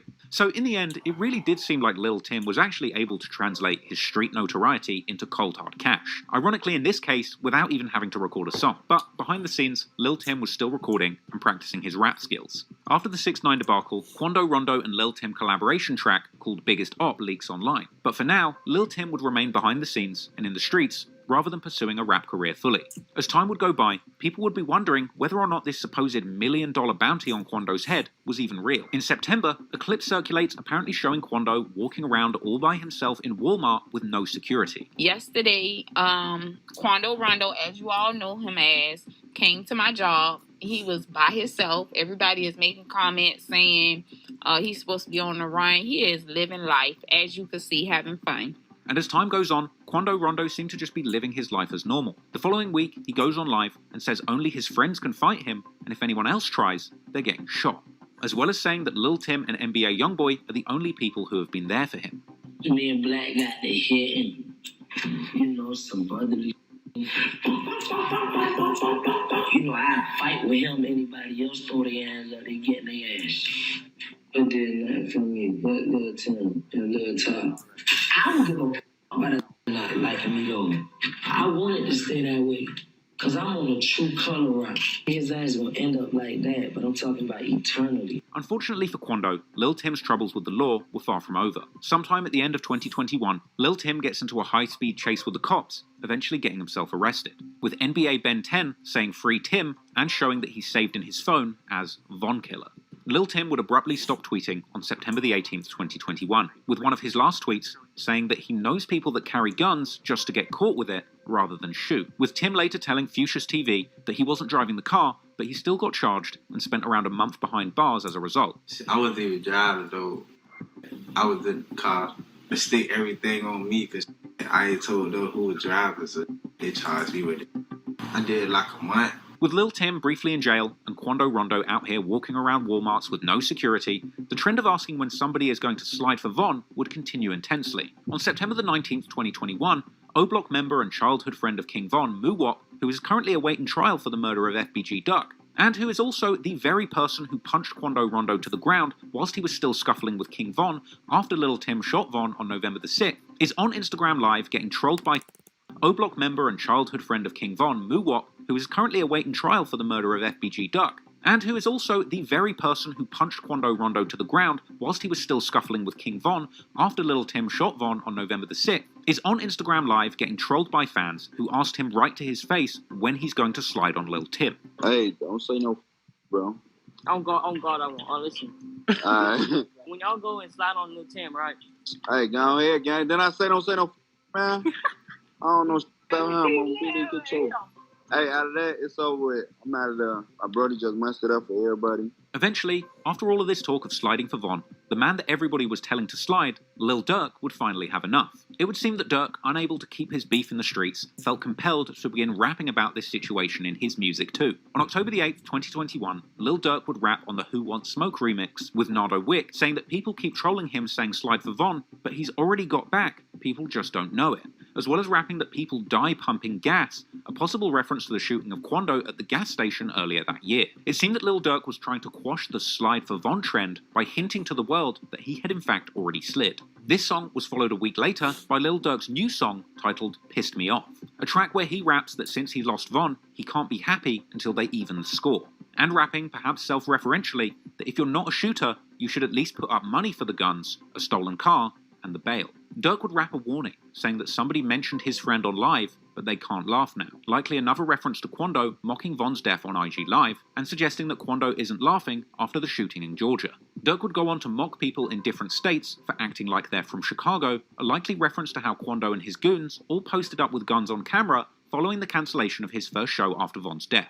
Ultimately, this slide for Von meme was incredibly destructive. Whether or not it contributed to the violence, or simply just baited Lil Durk into incriminating himself and rapping lyrics that could tie him to crimes just to save face, what was clear is that the danger was real, and the supposed $1 million on Quando Rondo's head was far more than just a rap lyric. And from here, sadly, this deadly feud would continue to play out on both the streets and in rap songs, with these murderous, vengeance-themed anthems captivating rap fans all over the world and the Billboard charts. Lil Durk is one of the most successful rappers in the game right now, but that doesn't mean it has been an easy journey for him. Oh no, people. In fact, if you've been following my channel for quite some time, you'll know that Lil Durk's road to the top was not easy. Because Lil Durk's road to the top has been paved with tragedy after tragedy. He has lost no less than 30 friends to the streets in the course of his come-up. In fact, so many people close to Lil Durk lost their lives during his come-up that many people believe that he is actually cursed, a theory which I broke down at length in my video on the deadly curse that Lil Durk can't escape. Go and watch that if you want some extra background. But the saddest thing is, the tragic losses that Lil Durk endured on his road to the top didn't seem to end. And even whilst dominating the rap game, Lil Durk unfortunately has suffered numerous personal tragedies during the peak of his career. I'm sure you'll be painfully aware that in November of 2020, Lil Durk's day one homie from O-Block, King Von, tragically lost his life in a shooting outside of an Atlanta nightclub. Durk was so close to Von that he would regularly call himself Von Von's twin, or if the crimes that they were accused of whilst Von was alive are anything to go by, then perhaps Evil Twin is a more appropriate title. But that wasn't the only major loss that Lil Durk endured during his glory years at the top of the rap game, because in June 2021, Lil Durk's own blood brother D-Thang would also end up losing his life in yet another senseless shooting outside of a nightclub. Now, this is Club O in Chicago, where Lil Durk's brother D-Thang allegedly lost his life, and I'm not going to lie to you, I don't think I would try my chances at a party in Club O, frankly. It looks a bit scary. Apparently, multiple shots were fired from multiple weapons after an altercation where even a police officer was hit in the thigh, and the unfortunate ending being Lil Durk's 32-year-old brother being shot in the head and losing his life. In the aftermath of D-Thang's death, a lot of internet detectives over on Reddit's Chiracology took to their keyboards to give their opinion on the most recent life lost to Chicago's gang violence. RIP to him, someone with that much status should not be caught clubbing in Chicago unless it's when they're doing a show. No disrespect, but being at Club O is nasty as F. For Durk to be dropping the biggest album of his career and his brother is kicking it at a hood-ass strip club is wild. Harvey is the hood. That area is kinda industrial, but it's still the hood. Can't believe that he was there. I seen a bitch give birth at Club O on the dance floor. A very sad story, but perhaps even sadder than the many losses that Lil Durk has been forced to suffer during his career are the trolls that crawl out of the woodwork to mock Lil Durk when he's going through one of his darkest moments. Not long after King Von...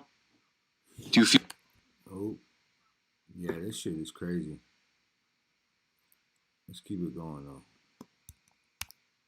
Von lost his life in response to a post on Instagram where Lil Durk mourned the loss of his musical twin King Von. 6ix9ine jumped in with the offensive reply, referring also to Lil Durk's deceased cousin Nooski, saying, "Nooski, now Von, and you still rapping? Go pick up a gun." But if you thought that was bad, in the aftermath of Durk's own blood brother losing his life, 6ix9ine had this to say: "Time to smoke a new pack. It's like every week. I didn't even finish enjoying smoking Von yet. You're dying too fast." Even going as far as to comment on one of Academics' pages, quoting a Lil Durk lyric saying, "Tell the truth about your gang, man, you really dying." And he would even go as far as to repeat lyrics from King Von's collaboration track with Fabio Foreign, where King Von says, "If he should die, I'm boosting the murder rate because my brother's gone slide every day." With 6ix9ine frequently bringing up these lyrics where King Von claimed that if anybody killed him, his crew would relentlessly stalk his killers, questioning why Lil Durk has not avenged his friends. King Von said, "When I die, my niggas is gonna slide every day." Cat, nigga. That shit is cat. Who slept with King Von yet? That nigga resting fucking piss, nigga. Yeesh. Basically, 6ix9ine started a trend of people on the internet questioning when, oh when, is Lil Durk gonna slide? And it's not just 6ix9ine, this trend went far beyond our favourite cheese gobbler, with sort of funny memes circulating anytime anything to do with slides is in the media, like this meme that was going around suggesting that Lil Durk was going to get himself an Android phone after Apple announced that there was going to be a new slide emoji on iPhones, because apparently he doesn't slide. But ladies and gentlemen, clearly these comments were getting to Lil Durk himself, who rapped on the remix of Nardo Wick's Who Wants Smoke. "They be on my page like slide for Von, I know they trolling me." But people, if you pay close attention to Lil Durk's next few lyrics, you might be led to believe that he has in fact been sliding all along. Because Lil Durk says, "Got it back in blood, you just don't know, that's how it's supposed to be." Durk is suggesting that he has already got Get Back, but it has been kept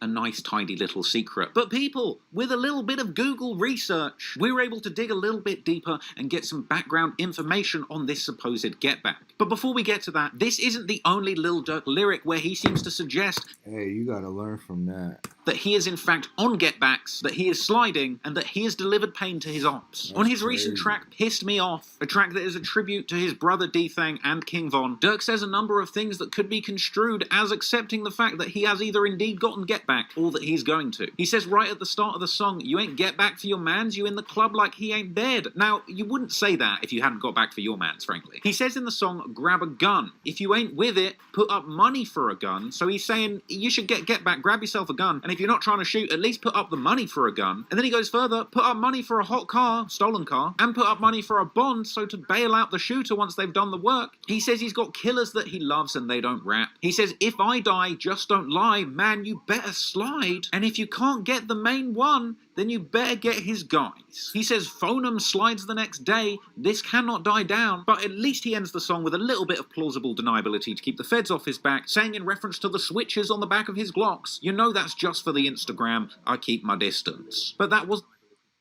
He said that's just for the... He said, really, that was just a joke. The only seminar in self-incrimination from Lil Durk, oh no, because he went further in his recent song, Aha, a track responding to recent disses from NBA Youngboy's crew. Durk opens the track with the lyrics, don't respond to shit with Von. I'm like, fuck it, you're tripping, go get your gun. They drop in locations, I'm getting it done. Oh, man, what? This is Durk's most recent song. Don't respond to shit with Vaughn. I'm like, fuck it, you tripping, go get your gun. They dropping locations, I'm getting it done. Come on, bro. Tweeting, we sliding, and the feds will come. So he knew. He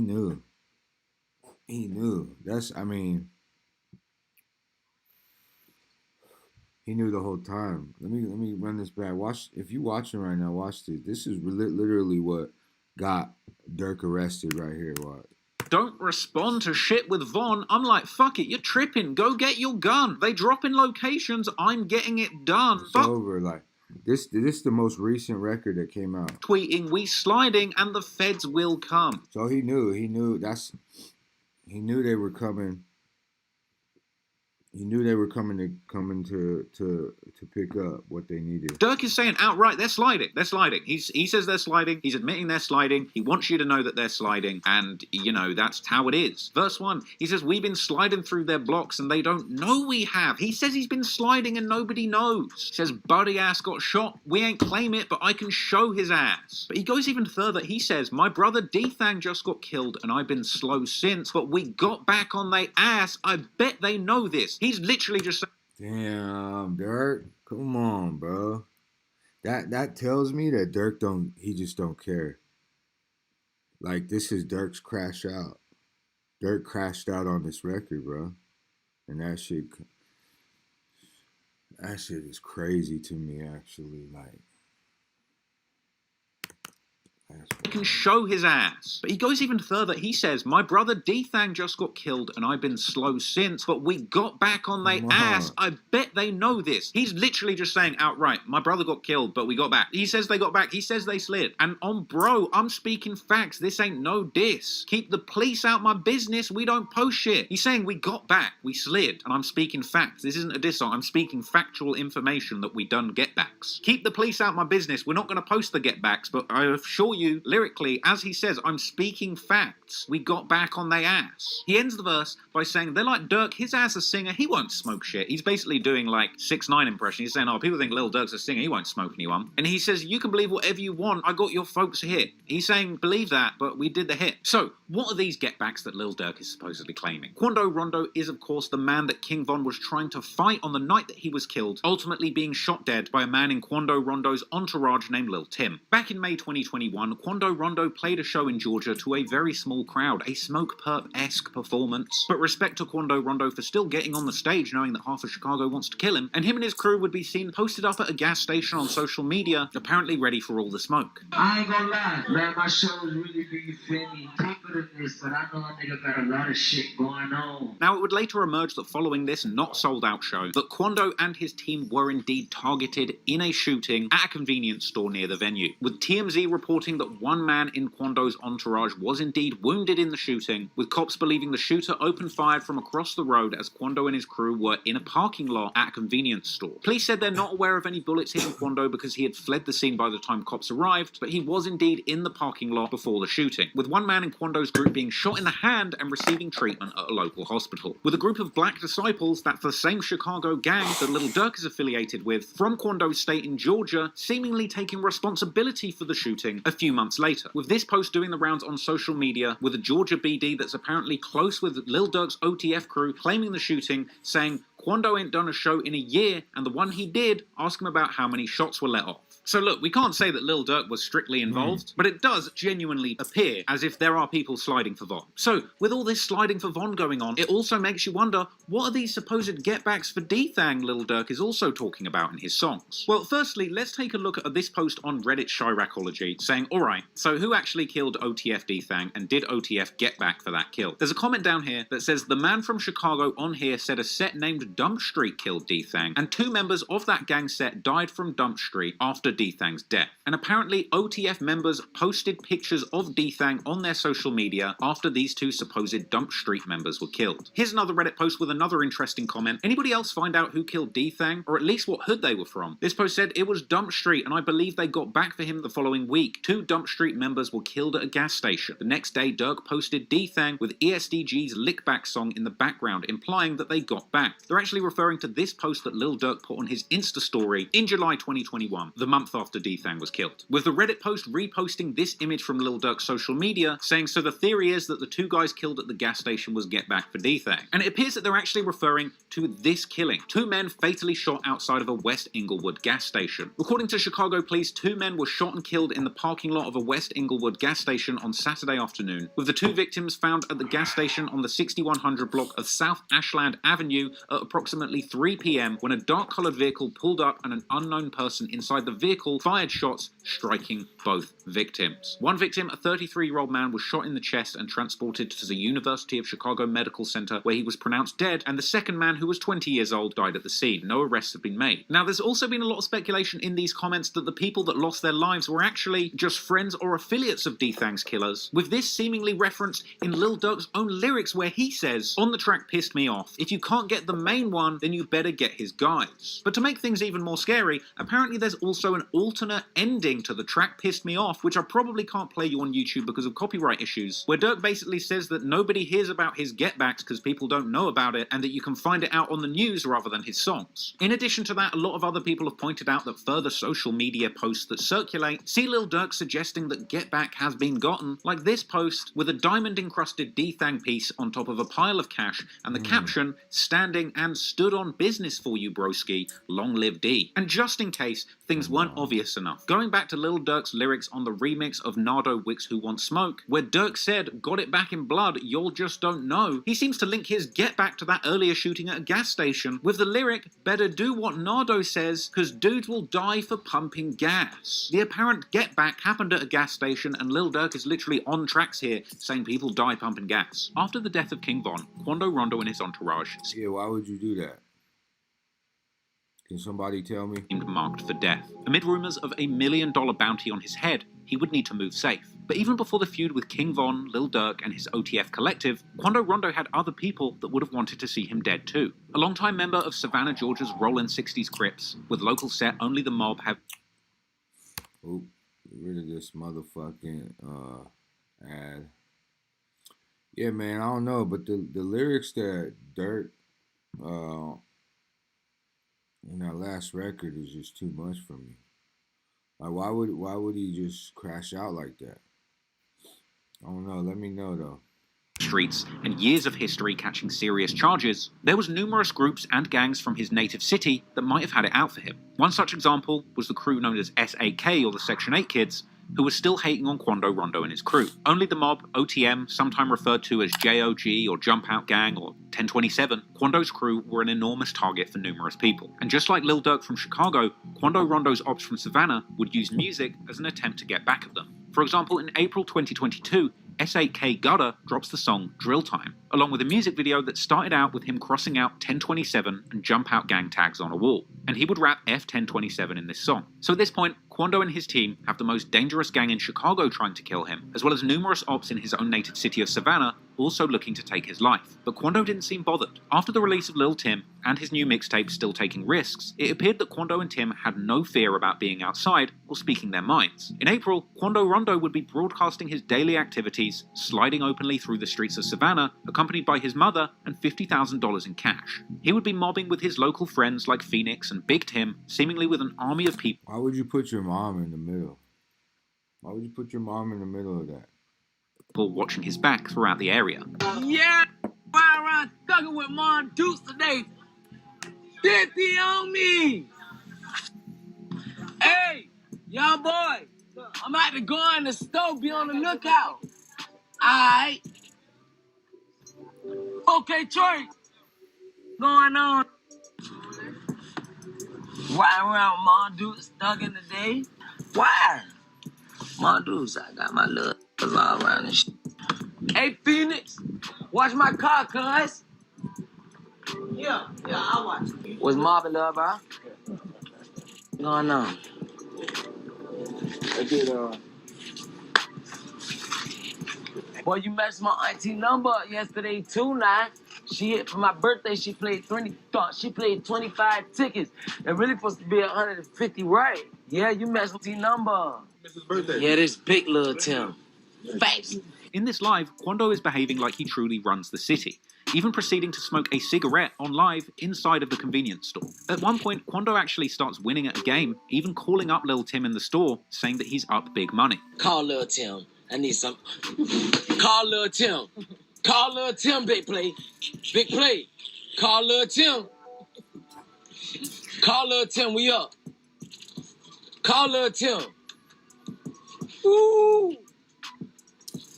Right there. Right there. Call Lil Tim. Why you ain't calling him yet? No, you not. Uh-huh. Yeah. I'm in that hitting, baby. Check me out. Uh-huh. Yes, sir. Yes, sir. Big play, what it's doing? What I hit for? Man, 30,000. Speaking it to existence. Okay. Lil Tim. Lil Tim. Lil Tim. Stop playing now. Stop playing now. I don't play no games. Get that ready, Nanny. Get that ready. Come on now. Joanna. I ain't been in here 5 minutes and I done hit that. Joanna. Hold on, so they gonna give you this in cash? Watch out, don't touch nothing. You touch something, you gonna pay for it. Ain't no money and ain't no pressure on no money. But you still owe me goddamn. I'm gonna scan this, man. How you gonna scan it? Do something to it. Alright. How much that is? $330.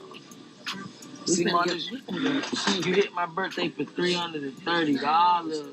It's interesting because you can actually really see the close friendship that Quando and Tim had in these little moments. On May the 11th, 2022, Lil Tim does an interview with Fuchsia's TV where he spoke on the Von situation. He didn't go too in detail about the events of that night, but he did boldly claim that he did what any good friend would want them to do. And no matter where you at, like, it would have known that they partner to be their farm. So, while Quando and Tim were out here living life and speaking openly about their thoughts on this situation, behind the scenes, Quando's ops from different cities were making connections and plotting against him and his people. In May, S8K members seen on Instagram Live with O-Block members who were friends with King Von. It seemed like Lil Durk was still on the hunt and looking for ways to potentially get his revenge on Quando or Lil Tim for the death of King Von. And Durk wasn't even keeping this a secret. On June the 3rd, 2022, Lil Durk says that he's still trying to nail him, i.e. kill Quando, on the track Keep Dissing 2 with Boston Richie. Durk would go on to liken himself to King Von, rapping, "Bro got bodies, he's a demon child, I'm brothers to a devil." After the Slide for Von trend had become so popular, it seemed to be common knowledge that Lil Durk and the people around him were openly trying to have Quando Rondo killed. But despite their earlier sentiments, Quando and Tim weren't all about the negativity. In August 2022, in an effort to give back to his community, Lil Tim did a book bag drive in a Savannah church. Unfortunately, despite making small positive steps, the negativity of gang life in Savannah would prevail. A few days before a scheduled trip to Los Angeles, one of Quando's close friends, Fendi, is killed in a shooting on West 38th Street. After cops responded to reports of shots fired around 3 a.m. on the 800 block of West 38th Street, they would find 22-year-old Fendi, real name Phoenix Odom, dead at the scene. Right now, a man dead and police are scrambling to figure out who killed him. Here's a look at the crime scene on the west side of Savannah, where you can see investigators gathering evidence for hours overnight. Now, that shooting happened early this morning on West 38th and Bullock Streets.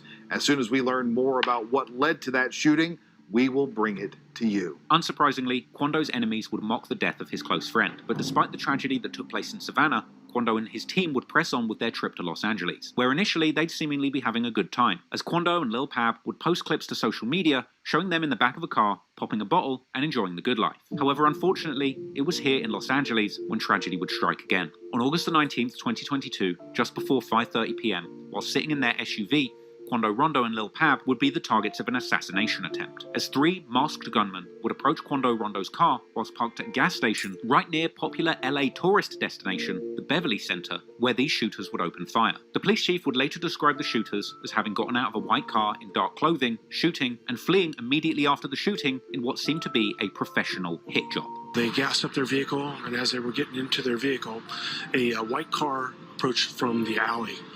3 men got out of that car. They were in all dark clothing. They approached, fired numerous shots, and then left in that white car going eastbound in the alley north of Beverly. It does appear that we don't see any kind of argument or anything go on beforehand, so clearly these men came here with a mission in mind. KCAL News would give viewers a good look at the alley where the shots were fired from, and Fox 11 News Los Angeles would break down the entire series of events, explaining that the shooting took place at the gas station, which was followed by an attempt to flee by Quando's entourage, where they drove a short distance before pulling over to seek medical attention for Lil Pab, who was hit in the shooting. Once that SUV is hit by the gunfire, they take off, they hit the gas, and they drive a few blocks away into West Hollywood. They wind up stopping over at Santa Monica and San Vicente, right in the very heart of West Hollywood. You know, over there by the sheriff's station, also by the West Hollywood Park. They pull over there because the wounds to the man who was hit inside the Escalade too severe. He's bleeding. They pull over. 911 is called. Paramedics rush in. They take the injured man who's hit by gunfire to the ER. He does not make it, does not survive. This essentially created 2 separate crime scenes, the scene of the shooting and the scene of where Quando's car stopped, with a KTLA-5 helicopter putting surveillance on both of these scenes soon after the incident. According to KCAL, when Quando's car stopped, a pedestrian flagged down a sheriff deputy who began to help Quando and a wounded Lil Pab in a dramatic scene that was captured on camera by bystanders. And that's where sheriff deputies were then flagged down by a pedestrian during rush hour on a Friday, right around 5:30. They found the victim with a gunshot wound and inside of a black Cadillac Escalade. Paramedics rushed him to the hospital. That is where we are told he died. His identity currently being withheld until family is notified. Quando Rondo would be filmed by passers-by, breaking down at the scene and screaming in disbelief as his wounded friend Lil Pab is pulled from the car and given CPR, with this heartbreaking scene quickly going viral and being broadcast on most major news outlets. Somebody got shot, bro. Press. I get it. Can I get some space, please? Hold on.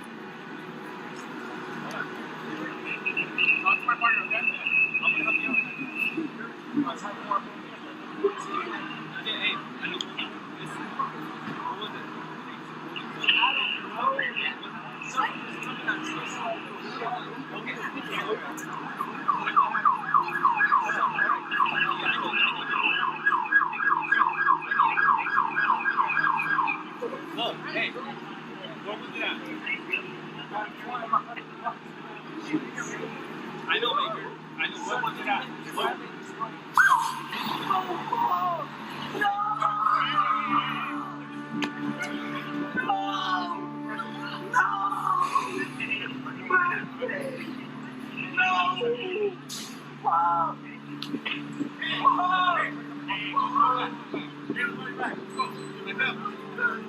Unfortunately, Lil Pab would pass away in hospital as a result of his injuries, leaving Quando Rondo devastated, not just at the scene, but with later social media posts memorializing his close friend and cousin. Lil Pab was one of Quando's right-hand men, someone who had been there for him during his come-up and stayed by his side when the whole industry turned against him. Pab had now lost his life, highly likely as a direct result of the $1 million bounty placed on Quando's head following the killing of King Von. Ironically, with Pablo's death coming just a week before he was set to face trial for his 2019 RICO charges. But instead of Pab facing justice, Los Angeles police would now be looking to catch whoever did this brazen and professional murder. This was a brazen and professional hit, with the shooters clearly not caring about the fact that this took place in broad daylight in a busy tourist district. In fact, this scenario was eerily similar to the murder of FBG Duck by members of King Von's gang, O-Block. After all, both of these shootings would seemingly take place right in front of popular tourist destinations. In this situation, Los Angeles' Beverly Center. To give you an idea, the shots rang out there, and right across the street, the Beverly Center. Imagine that, 5:30 in the afternoon. Incredibly, no one else hit by the gunfire. However, in the aftermath of the incident, there would be a lot of conflicting narratives regarding who was responsible. Members of the LA-based gang, the Hoover Criminals, would be quick to celebrate Quando's misfortune, no doubt a result of the feud between Quando and the Hoovers many years before. Interestingly, after the incident, posts would circulate with captions saying, "Not Durk's work," which, if you ask me, is is a little bit suspicious. After all, Quando had been warned by the Hoovers when he went to LA in 2019, and since he's a member of Savannah's Rollin' 60 Crips, and that the Hoover criminals are local enemies of Los Angeles' Rollin' 60s Crips, the Hoovers clearly had a grudge against Quando since he had been seen making a disrespectful hand sign towards the Hoovers a few years ago. But that was years ago, and at this point Quando's beef with the Hoovers seemed much more about social media, unlike his beef with the Chicago rappers, which had already claimed the life of King Von. And despite these early reports that the Hoovers were responsible for the shooting, it would actually be friends and associates of King Von who were quick to celebrate the most hard following the killing of Lil Pab. Friends of Von would post pictures of him on IG following the shooting, with some going as far as to say, "Ain't no time frame on that get back," even posting pictures of Quando saying it should have been him. King Von and Lil Durk's DJ Bands would mock Quando Rondo, taking to Instagram saying that he was signing artists to Belt to Ass Records. Belt to Ass Records, you know what I'm saying? We signed, man. Anybody could get signed, man. That's all you gotta do is play crazy out here. You get your ass signed, man. O-Block member and friend of King Von, D Bands, would later be on live in O-Block along with other gang members claiming to be smoking Lil Pab. Tell him who we smoking. We smoking. What's dude's name? Lil Pab at the pizza loader.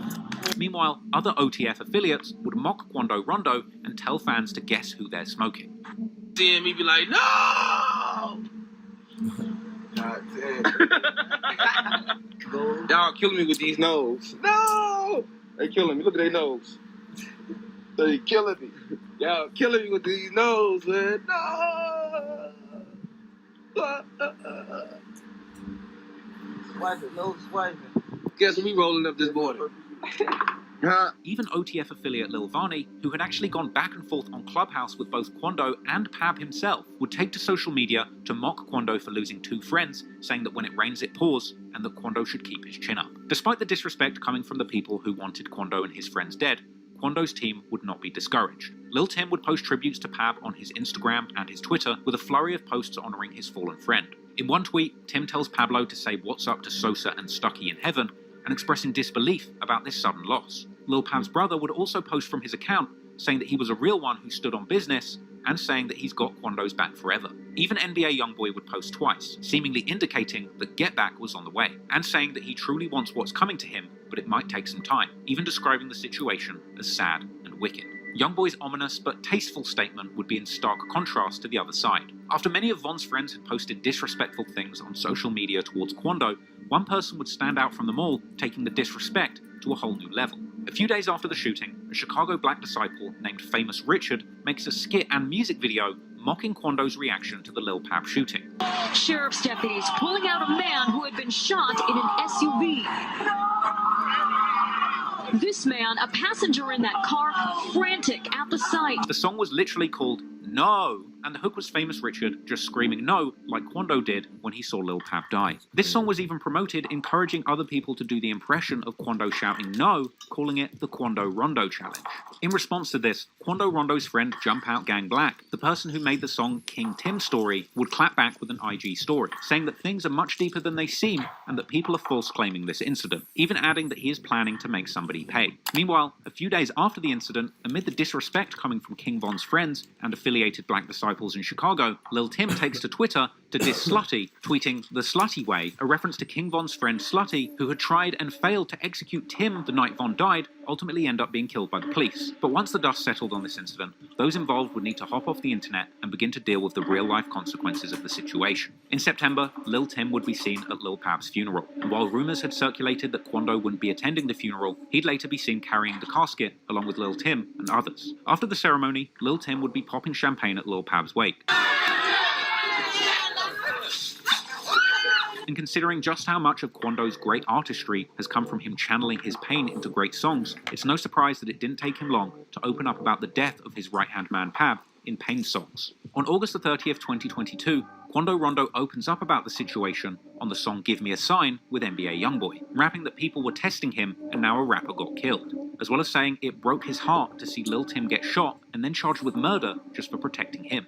Elsewhere on the song, NBA Youngboy raps about King Von sleeping with his ex, saying that he couldn't cope with it, and saying that him and Quando have been blackballed in the music industry for what Lil Tim did to King Von. This would give fans an insight into the pain that Quando and Youngboy had been going through, living with the consequences of King Von's death as a result of their rap beef. But what was still a mystery was who exactly was responsible for this most recent murder of Lil Pap. Soon, the internet would begin piecing together the clues, with a suspicious eye being cast towards the LA branch of the Rolling 60s Crips. Now initially, Quando seemed to have a connection with the LA wing of the same gang he represented in Savannah. He had been seen with Rolling 60s members in LA on his previous trip when he was pressured by the Hoovers, and it seemed that Quando was familiar with that age-old process where the world of rappers and gangsters collide, known as checking in. This is the idea that rappers have to contact the local gang and negotiate protection whilst visiting a new city. This checking in process may or may not involve a payment, or it might simply operate on a mutual respect being shown. Many rappers like Lil Baby have seen showing love to LA's Rolling 60s as part of an apparent checking-in process. Here's Lil Baby in Rolling 60s territory with legendary Rolling 60s Crip rapper Nipsey Hussle. A former Crip leader by the name of Big U actually broke down the process of checking in to Charlemagne in an interview on The Breakfast Club. Explain extortion to us. Would the rappers really be getting extorted by the gang members? Because if you coming out here, you eating, and you in the club, and nobody know you, and you bringing your crew, then what happened? You fool. You fool! Interestingly, Quando had actually had numerous interactions with legendary LA Crip Big U in the lead up to this tragic incident. Big U had claimed on The Breakfast Club that Quando had reached out to him for protection and suggested that despite claiming Rolling 60s, Quando had never showed him love until he begun having problems with Durk after Von's death. You know, you got a lot of dudes, like when I was here last time, that claim my neighborhood that's in this music, but they don't really us until it's a problem. Then they call it. Like Quando Rondo. I just showed Envy. Like, you can't call me now. You can't call me when the fire hot. You didn't me before that. You know what I mean? You had my number. You could have called me. You could have did all that. This comment elicited a response from Quando, who denied ever calling Big U for protection, instead saying that he was asking how he could give back to the Rolling 60s in LA. It's time for me to start squirting in my face, politics-wise. You feel me? It's time for me to leave this street in the streets and just play my role with this internet. I never once called nobody, no on planet Earth for no protection. Because I don't fear no man. Why would I wait to get us? Anybody that I ever called, I call on some like, how can I help? How can I do this? How can I do that? I never called no person on planet Earth for protection. Big U would reply to this, claiming to have love for Quando, but also suggesting that he was planning to pull up on him and that he was in his town. First of all, I never talked to Quando. You know, it ain't nothing but love with Quando. And I was only addressing something that Charlemagne said to me. And the nephew reaching out to do something for the kids, definitely do that.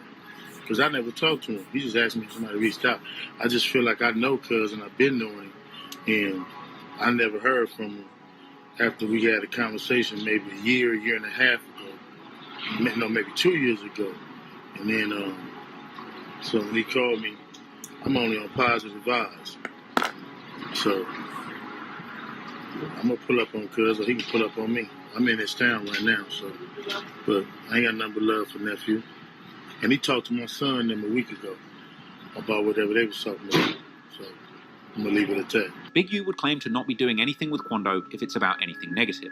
Quando want to do something for the kids, for the family. I'm definitely with him on that. You know, definitely support him. But no, if it ain't positive, man, I'm not rocking with it. I'm just not rocking with nothing unless it's positive. 100. Period. So I'm not even taking negative calls, man. I'm not looking for no negative calls. I'm not taking negative calls. If I think it's gonna be negative, I'm not taking it. If it ain't positive, it ain't about doing something constructive, helping these kids, I'm out of it. But no, I never talked to nephew. You know what I mean? I never talked to him as he called me, because I'm on all positive vibes. But I will talk to Quando. And months later, Big U would appear on No Jumper in an interview where he seemingly apologized to Quando and indicated that there had been a miscommunication. Somebody got to be a man at some point and say they was wrong. Like as far as Quando Rondo. I was wrong for saying it, but he was wrong for not reaching to his homeboy. And then on the same line that I reached out to you, you reached back out to me on it. You know what I'm saying? But I apologize to my homeboy. You know what I'm saying? Because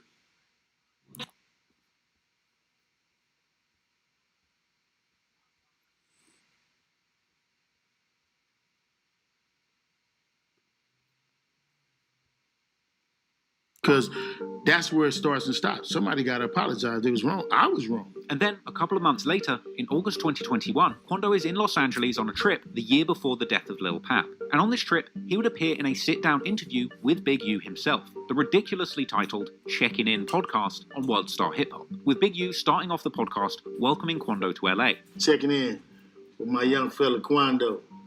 Yeah. Yeah, man. What's up, young fella? Coolin'. Is you in California, huh? You dig. You see? You know what I'm saying? Man. Man, I'm glad to have you, man. These two would seemingly patch over their past feud and exchange mutual apologies, with Big U elaborating, saying that his nephew said that he did Quando wrong and vouched for him. As a man, my little homie called me, and he told me, Unc, you was wrong. But I'm going to say I was wrong, too, because you said I was wrong. This was an interesting interview where Quando would open up about a lot of things he was going through during this time. Quando feels that every song he puts out, people assume he's dissing certain people, but he says he has so many beefs going on that people actually get it wrong. I be saying like a lot of stuff I say like in songs and stuff like this ain't the only person I have a problem with. Like I ain't talking to this person. Anything I say, they gonna put it that way. Quando would also explain that his enemies are actively trying to stop his money by making shows so dangerous that venues keep on cancelling. They trying to stop my money. You feel me? Fans thinking I'm high when they don't know, like, I'm dying to do shows and stuff. Big U would also explain the process of checking in with Quando, saying exactly what a rapper should expect if they check in with the Rollin' 60s in LA. You might check in with me. I'm going to tell you what clubs to go to and what clubs not to go to. They ain't dealing with the right people. If I go to Chicago, if any of my artists is going different places, I tell them, call this dude. Because he treated me right, he gonna treat y'all right. Quando would also claim that he could never stop being a Crip. I'm real heavy, like, on cripping, period. I'm gonna do that to the day I die. Sometimes I ask the Lord, when I be asking the Lord for forgiveness, first thing pop up in my head is, well, I can't stop being no Crip, though. You feel me? Quando would explain that you don't have to be a killer to be a Crip, and that anyone can identify as a Crip. I always tell them, like, cuz, you don't have to be a killer to be a Crip. You don't have to be no shooter to be no Crip. You ain't gotta be no jackboy to be no Crip. You could be a dentist and be a Crip. You just a Crip. That's a dentist. Quando and Big U seemingly left things on good terms after this interview. However, a year later, after the Los Angeles assassination attempt on Quando Rondo that claimed Lil Pab's life, Big U would appear on social media, seemingly taking a dig at Quando, saying that if he took a loss, he wouldn't leave his gang, and there would be no crying from him. Imagine all the dudes, and when the storm came, they folded their tent, they went inside, or they shut down. No. That ain't what no real do. When it get hard for me, I get quiet, I get still, because I need to hear all the doors is open. Then, a week later, on September the 6th, 2022, Quando Rondo would come out on social media to say publicly that he's no longer representing the Rollin' 60s neighborhood Crips, and that he's laying his blue bandana down, essentially explaining that the Rollin' 60s neighborhood Crips in LA are linked up with his ops, essentially inferring that someone from the LA Rollin' 60s is who set him up to get shot at in LA, leading to Lil Pab's death, all on behalf of somebody trying to avenge King Von, with Quando saying it don't take rocket science to see what's going on, and ending the message saying that he's now just going to focus on his family and his loved ones. In response to this, LA Crip Jay Stone would reply saying you can't just drop your flag and quit the gang, and that real Crips lose homies all the time, and not everyone is going to slide for you. Quando would seemingly respond to this with a follow-up post, essentially warning people not to talk about him, saying he doesn't care because he's rich, has 200k, and can knock down anyone in his way. One theory about how the Rollin' 60s might have set up Quando Rondo has been linked to an LA-based Rollin' 60s rapper by the name of Brick Baby. Brick Baby dropped a verse on YG's 2016 song, the menacingly titled track Don't Come to LA, a song all about robbing and shooting out-of-towners. He'd also openly claimed not to like Quando in an August 2021 No Jumper interview, calling him out for claiming Rollin' 60s and trying to get Big U and the LA Crips to try and squash his beef with Lil Durk and the Black Disciples, essentially saying that Quando needs to check in every time he comes to LA. It's like Quando Rondo. You're not with him. Boy, stop. Don't come to the 60s and want to provide now that bro that boy your ass. Well, that's gotta be weird for you because you with Durk so much. It ain't weird for me. You know what I'm saying? You're not from Rollin' 60s. Oh, really? You're not from LA Rollin' 60s. You're not from Rollin' 60s. Right. You gotta come talk to the streets. Big U's a little removed from a lot of it. Nah, he is the streets. You Right. gotta come talk to the people who feet in the streets. You gotta come clear yourself on both angles. You get what I'm saying? Damn, You gotta come holler at somebody. So So Brick Baby has something to do with Lil Pop. Period. You went to go holler at Big U. You went to go holler at Hollywood. Like, that ain't Hollywood. He really my big dog. That's my big bro. Whatever he say, if he say hold down, we gonna try as much. You know what I'm saying? He would even claim to have connected with King Von through Lil Durk when he was alive, and despite not being a Black Disciple himself, Brick Baby said that he considers Lil Durk his brother. Von was in and out of jail, so I done seen Von when I was down there in the O, all that shit, when I be going to Chicago and all that shit. If my boy lose a close homie, on the hood, that's my boy. You get what I'm saying? Yeah. That's my boy. I'm not from BD. I'm from 60s. But you lose you my boy. Like, my ops, your ops at this point. He'd even been seen in the studio with Lil Durk in the months before the shooting, and in an Atlanta vlog where he said that he'd been friends with Lil Durk and the Black Disciples all the way since 2015. Brick Baby was even rolling with OTF member Diddy in January 2022, calling their alliance 6OTF. How do you know my friend Brick Baby Shitra over here? That's gang.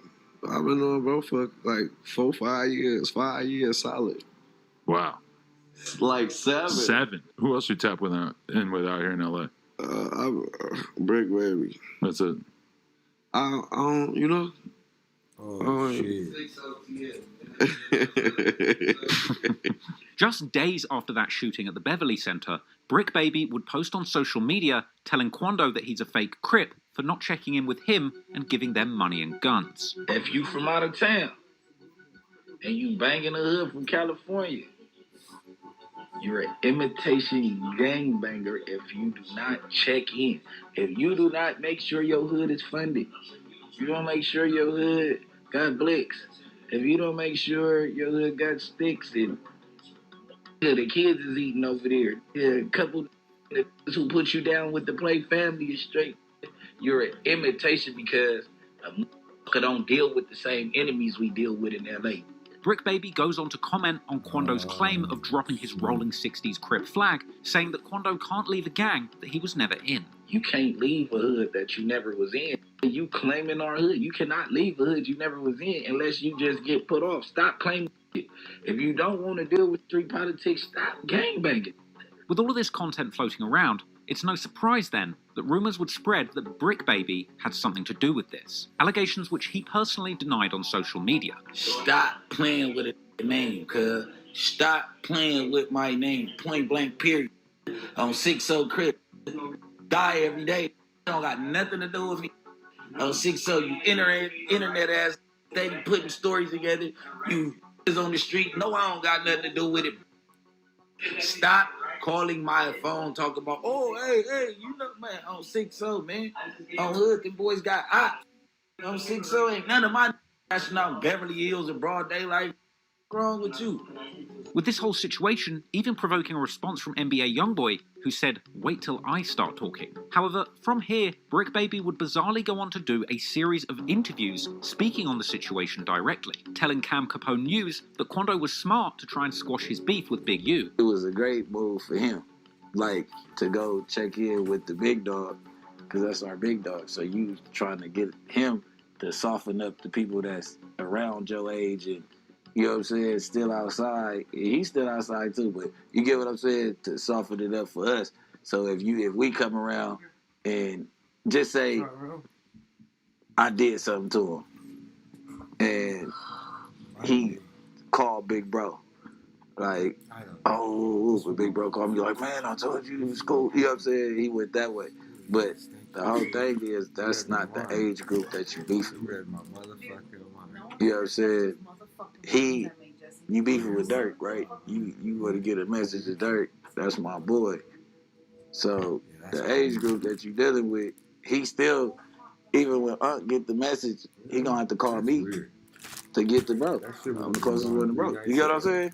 Brick Baby would also express how surprised he was when he heard that Quando, an apparent Roland 60 Crip, had killed a Chicago Black Disciple, the King Von situation, with Brick Baby thinking that he'd thought Quando had a good relationship with the Black Disciples because of his earlier connection to Lil Durk. I'm like, damn, a 60 killed the BD? Like, they don't know how close we is? Like, these are boys. Like, what the been going on? And I'm like, he's been living in L.A. I'm like, you know what I'm saying? Like, these are boys. Like, what is going on? But Brick Baby once again would outright deny being responsible, saying you must be smoking dope to believe that. With me with 2 strikes, what I'm gonna get? I'd have put for killed broad daylight in Beverly Hills, man. You gotta be smoking good crystal. You gotta be smoking big dope, Chris Brown style. You know what I'm saying? Dead homies. Wrong crib. Brick Baby would later be asked in a September the 11th, 2022 interview with Cam Capone News about these rumours that continued to spread that he was personally involved in the incident that claimed Lil Pab's life, with Brick Baby claiming to have been in Atlanta at the time of the incident. There was the Quando Rondo situation at the Beverly Hills, in Beverly Hills at the gas station. I guess there was rumors about you. Yeah. I was in Atlanta, so 100% the police know what's going on. You get what I'm saying? I'm gonna let the police do their job, because I ain't not finna put me in the middle of no murder while I'm raising my kids. He would go on to say that he wouldn't even comment whether or not he was involved with it. Now, if y'all caught me slipping on camera and I really popped something and y'all got it, like, it's all over the internet, it's like, it is what it is. You know what I'm saying? I wouldn't be commenting on it, though. I wouldn't be saying, hey, leave my name out of it. I'd probably go the scary way and just blank out all social media and just get up out of here somewhere. You know what I'm saying? I'm not talking about it. They're going to have to come find me. I'm not operating with a phone or nothing after I do something.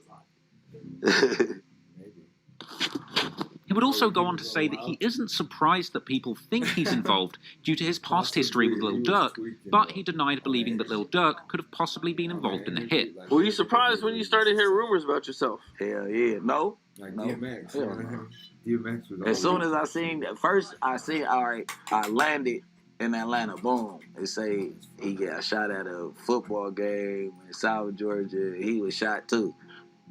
So I'm looking, I'm like, damn, didn't catch a break. Because I was like, didn't he just lose a homeboy like the day before that or something? I'm like, watch what the internet do with this.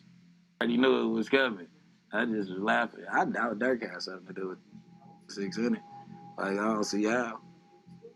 A few days later, Brick Baby even said in a September the 15th, 2022 interview that there's an old saying that you're not a rolling 60 until you kill another rolling 60, an allusion to the death of Nipsey Hussle at the hands of Eric Holder, another rolling 60. At a point, it was like everybody in LA used to say, oh yeah, you ain't a real 60 till you kill a 60.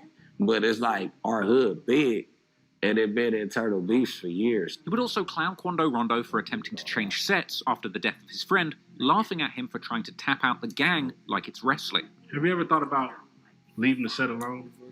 Because recently there was a young rapper who said he's done with that. He said he's done with that.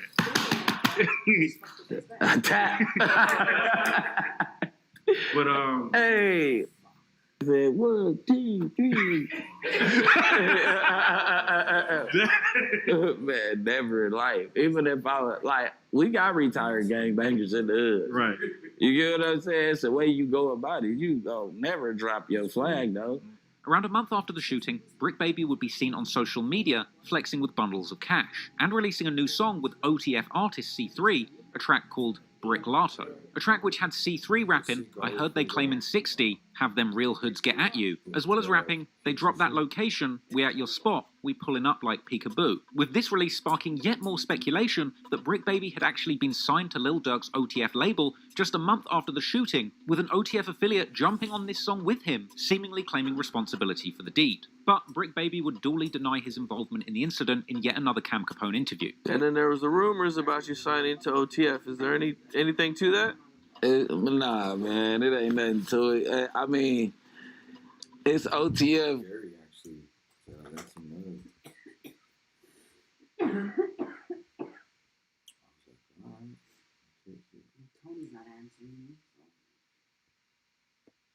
You guys in the works, but it ain't no locked in type situation. They just see me on the ground with a gang of money and just think that it's that. However, Brick Baby would continue to drop songs like the track Murder Dance with Icewear Vezo, where he raps, I just gave 100 bands to my murder man, I prepaid for 10 bodies, and he don't need a stretcher, he need a body bag. He was dissing on the net, we finally caught his ass. Only thing I'm regretting is I ain't wear a mask. And lyrics saying, broad daylight, knock his brains out, dropped 50 on his car, knock his frame out. But Brick Baby would have people really surprised when he said outright in a no-jumper interview with Poetic Flacco that people can no longer tell Lil Durk that he needs to slide for Von because of what happened to Lil Pap. Oh, they did something. Oh, slide for him. Oh, you Mm-hmm.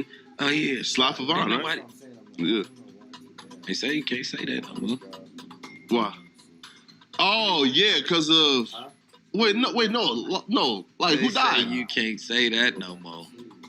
Oh, because of FBG Cash? Oh, who? Nah, because Lil Pop. Oh. What's that? But I'm just saying, they just say you can't say that no more. That's the new term, like no more slide for Von. And do you feel like you now have earned your way into the quote-unquote OG status then? Definitely. Right. Not like that. It's just like because of the way I carry myself. He would go on to say that Quando has to lay in the bed that he made by not showing love to the rolling 60s Crips in LA. You should have been doing the right thing from off the rip. That's what they say. The bed, you gonna lay in the bed that you make. Mm. That's just a perfect example. Like, hey, if you would have handled your connections or your people, whatever you had, the right way before it jumped off. And saying that Quando was dumb for beefing with Durk, who has $20 to $30 million to his name. And just signed the deal for like 20, 30 million, Durk, right? Yes. Who the f*** the beef would come for you? Nigga got too much money, man. You get what I'm saying? Like, listen, man. Don't beef with rich people. Don't beef with rich people, man. Unless you gonna slide. And you don't need to say nothing out loud. Mm-hmm. You get what I'm saying? Yeah. Like, point blank period. Don't put that bag of thing on your head. These bold comments attracted shock on Twitter from other apparent members of the Rollin' 60s Crips, and Brick Baby would later deny his comments were self-snitching, reaffirming once again that he has nothing to do with the shooting. Never said nobody did nothing. I'm the dead homies. I ain't say Durk did nothing. I ain't say nobody did nothing. I said the internet say you can't say slide with Von no more. We don't got nothing to do with them games the boys was playing. 6-7. Dead homies. And I doubt Durk just got called just rolling around in LA. Come on, let's make it make sense. But even as recently as April 2023, Brick Baby is still releasing music like his most recent track, Not Enough, which came with lyrics where he seemingly admitted outright to lining people up and boldly proclaiming to have been paid in excess of $1 million for setting someone up to get killed. All of these public statements paint a picture of the LA Rollin' 60s being involved in this incident. But for the record, at the time of making this video, this crime is still completely unsolved, and there's been no substantial evidence to tie anybody to the murder of Lil Pap. This murder, just being the latest senseless killing, is yet another dark moment in hip-hop history. Just like the death of King Von, there really are no winners here. Thankfully, Quando Rondo survived this assassination attempt, but he still lost one of those people who had been closest to him throughout his entire come-up. Fortunately, Quando wouldn't be deterred, and he would return to music, channeling his pain into yet more meaningful hit songs. In fact, Quando Rondo would team up with both NBA Youngboy and Lil Tim to record an entire album of music, speaking openly on everything that had happened over the past few years. King Von's sister would announce from his Twitter account on February the 11th, 2014, that he would be home from jail tomorrow, with footage of Von cutting off his ankle monitor and throwing up gang signs circulating online after his release. When he got back out, he would be back on the streets and involving himself in gang politics once again. His first tweet out was dissing the ops, of course. He would also openly wonder where T-Roy went, as apparently his partner in crime had ended up in jail himself during this time. Also upon his release, Von would also tweet at famous names in the Chicago drill scene like Boss Top, Lil Reese, Chief Keef, E-Day, Rondo No. 9, and Capo. He would then go on to diss two people that he allegedly killed, Modell and Crack, but at least initially, it didn't appear that Von was able to commit any more acts of violence, because apparently, following his release, he would wind up on house arrest for a short period. But that didn't stop him from posting pictures of himself at home, dissing Tuka with a gun sticking out of his pocket. Pictures of Von with famous BD hitters like T-Roy and D-Rose would circulate around this time, with the likes of Chief Keef even reposting them as a sign of respect for the most feared local shooters. With Von also sharing pictures of his crew to Twitter openly, with the caption simply reading, gang members. Von would also tweet about it being a very scary year for the ops, even tweeting disrespectful collages featuring photographs of rivals who had been killed recently. Von didn't care one bit what he was posting on Twitter, and honestly, it didn't seem like the police cared either. Von tweeted openly that he will kill someone on St. Lawrence, promising to shoot ops in the face and kill them fast, dropping mocking tweets about people he had allegedly killed, like Modell. He would pledge to drop even more bodies, even tweeting that he was shooting as soon as he got off house arrest, and tweeting that he just got a new gun and he wanted to do a drive-by with it. Now, on March the 25th, 2014, GD rapper Lil Mark, associated with a crew called 051, would drop a song called No Competition. This would be a remix of Black Disciple rappers Lil Durk and Lil Reese's 2013 song Competition. Lil Mark would essentially use Lil Durk's beat to diss him and his OTF crew from Lamron. But it wasn't just Durk that was getting dissed. Lil Mark would diss numerous people associated with the Black Disciples, including people from both O Block and an affiliated crew of BDs known as 600. Lil Mark's song would mock O.D. Perry and J Money and see him rapping openly that he is a Black Disciple killer, as well as proudly repping his affiliations to his gang set 051 Young Money. This song made Lil Mark a huge target for both O Block and 600. And around this period, King Von would frequently tweet that he was in traffic, riding around the city, armed and looking for ops to kill. On March the 28th, 2014, Von would tweet that he was in traffic, tagging D Rose, an infamous shooter from the O Block affiliated set 600, with D Rose himself tweeting that the cops hate to see Von, T-Roy, and him all together. Von would tweet gunshot emojis around 10 AM on the 28th of March 2014. And only a few hours later, that very same day, around 1:30 PM, it's believed that a large group of gang members were riding around in a silver minivan with Florida license plates, most likely a stolen car. Meanwhile, a 20-year-old Mark Campbell, aka Lil Mark, was at a bus stop on the 300 block of East 51st Street. It's believed that that minivan pulled up and a masked man jumped out, shooting Lil Mark in the head, with Mark ultimately being pronounced dead at the scene only minutes later at 1:41 PM, and that minivan connected to the shooting being found in flames at 6:30 PM that very night. It's widely believed that D Rose was the shooter, with King Von being present for this murder. D Rose even posted a clip to social media of him and his friends returning to the scene of the crime and filming, where King Von can allegedly be heard in the background of the car. Hey, let's took off 51st. Damn, body down. I was not going to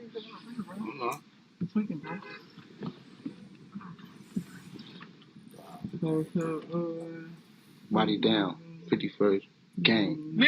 D Rose would tweet, call him, never heard of him, with a laughing face just 36 minutes after the killing. King Von would tweet, just 42 minutes after the shooting, die why, with a bunch of laughing faces, with this being a sign of disrespect to Lil Mark's gang 051 Young Money. That tweet was then followed by Von saying 051 better keep their head up, with a bunch of laughing emojis. Then he says he lives for this, F the ops. And just in case there was any doubt about King Von being present for that murder, he would also reply to somebody on Twitter discussing Lil Mark, saying outright he just saw the murder, with King Von going on to tweet at other O-Block affiliates that they would be celebrating that night. Von was speaking so recklessly on Twitter, his sister would even tell him to go in the house, with the defiant Von replying to her with gunshot and demon emojis, then tweeting that Lil Mark's death was getting him attention from women, even going as far to say that Lil Mark's pregnant girlfriend might have cheated on him. Followed by another tweet a few days later where Von claimed that he leaves people dead at the bus stop just like Tuka, a tweet that's even more disrespectful when you learn that Lil Mark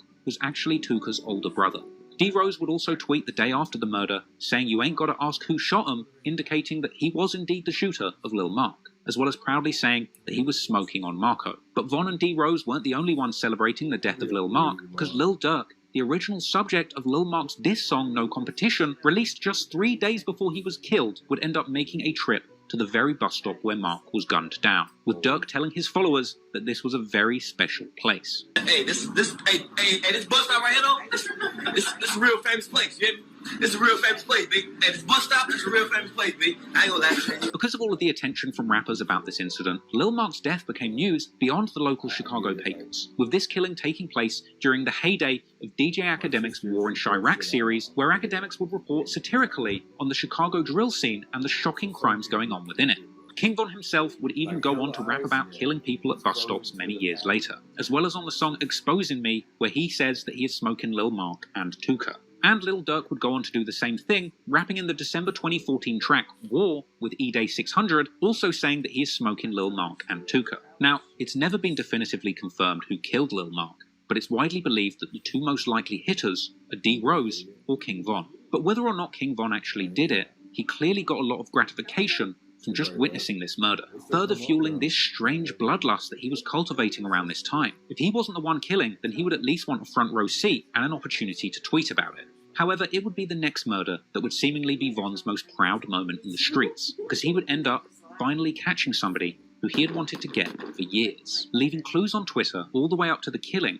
And then, in an insanely twisted turn, not only would Von get away with the murder, but he would go on to appear in a documentary interview about the victim without anybody even working out that the killer that they were looking for was sitting right in front of the camera. In other Youngboy news and in other Lil Durk news, there has been a little back and forth between Youngboy and Durk. Now, it had been floating around that essentially, like, off the back of comments that I believe, was it Gilly or Wallow, had made, suggesting that he wanted to get Youngboy and Durk together on a concert to headline his show. Now, I saw this going viral, and I was thinking, what a dumb thing to say. That ain't never going to happen, because these guys are literally at war.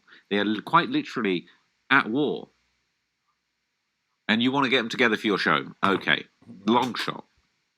As headliners at the Gilly Fest, it would be NBA Youngboy and Lil Durk.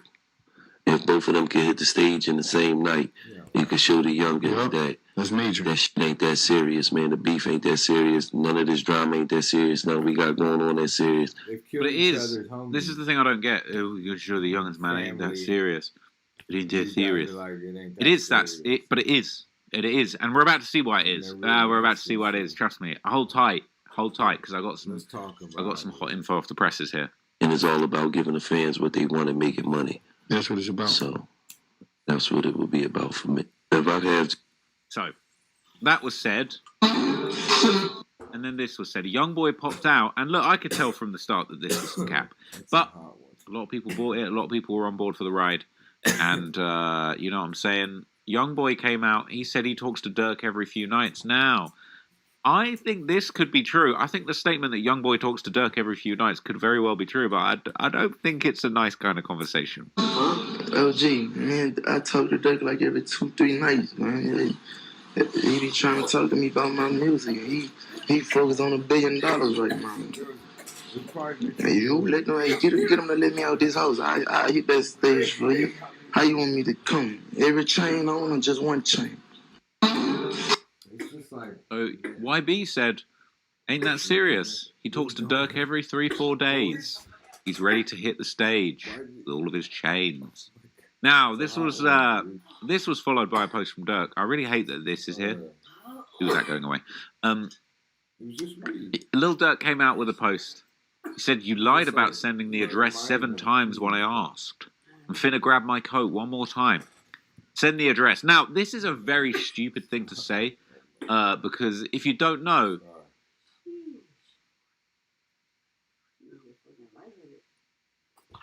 Youngboy's address is public. Okay, this is a song from his recent tape, Decided To. All right, his address public. And look, I'm sure I could find Youngboy's address very easily. All right, but look, this is a known thing. His address public. So Durk, yo, all right, you lied about sending the address 7 times. I'm gonna grab my coat, send the address. It's cap. The tone of this message, I'll be real with you. The tone of this message, kind of funky, and a little bit off. If I'm honest with you, something ain't right with this post. Something ain't right. So Youngboy just responded to this. All right. So they're doing a whole fake squashing the beef thing, but Youngboy on the one hand is sort of fake, not really squashing the beef. See, he's saying, yeah, we talk all the time, you know what I'm saying? Just let me know. Should I hit the stage? I'm going to hit the stage with you. But you can tell there's a little bit of mischief in his voice. Then Smirk comes out with this one saying, you lied about sending the address. I'm going to pull up. Send me the address. Send me the addy. I'm going to get you. You know what I'm saying? We sliding. If you ain't gonna do it, grab a gun, front the money for a stolen car. We had him screaming, no. Of all the things that Durk has said about Quando, about Youngboy, about the whole situation with Von losing his life. Durk ain't forgotten about what happened to Von. That was his brother. That was his evil twin. Dirk ain't forgotten, and the tone of this message says to me that Durk is keeping that shit gangster. And then this one comes out. All right? Then this drops. I was talking a lot more about stuff earlier. My appeal got to approve you. It don't work like that. You gonna send my ass to jail. You gonna throw the concert of the century. Bro, my appeal got to. So YB comes out tagging Little Durk. He says, laughing face, I love the fuck out. I love the fuck out of you. Help me, bitch. Lil Durk. And he says, it don't work like that. You can't just come to my house. My PO's got to approve you. You know, you're going to get me in trouble. You're going to get me locked up. But he's basically saying, you really want to go to war about it? You're going to get me locked up. But you got to read between the lines of what's really being said here. A lot of people are saying they're low-key flirting. You know what I'm saying? It's almost like Youngboy trying to rizz up Lil Durk. But I'm going to keep it real with you. I've got a big reveal. There may be another reason why Youngboy and Durk might want to play nice, and it all has something to do with the impending RICO case that everybody has been saying is going to drop on Lil Durk's lap any day. Now, this is crazy. Okay, so this has been going around today. Shout out to my researcher Miko who sent me this today. So this clip has been going around. Does this mean Durk is next in line for the RICO? Now, I believe this is on Chloe Oliveira's channel. Was this? I'm not sure if this is the original source for this. I know there was another channel. Let me see if I can find it. So it was on the Loyalty and Betrayal channel. Originally, there's an hour and a half like breakdown of the situation here. But there's a little 6-minute piece here. A lot of people are saying that the Durk RICO is just around the corner, and he needs to play nice for Youngboy if he wants the feds to be on his side. So let's take a quick look at this video. It's going to be the last thing I'm going to cover tonight. And let's just hear a little bit more about this potential Durk RICO. And it's, as far as I know, not about the situation with Youngboy and Quando and Lil Pab and all of that stuff. It's actually to do with the murder of Lil Durk's brother D-Thang and a potential murder-for-hire situation for the supposed get-back at a gas station for D-Thang, which Durk has rapped about numerous times. All right, so for all you viewers, you see it in black and white. Murder for hire be committed. Go check out my live I just did, talking about whether or not Durk's going to be indicted on a RICO Act for murder for hire homicide 2 is what these guys are being charged with. And these guys are being accused of killing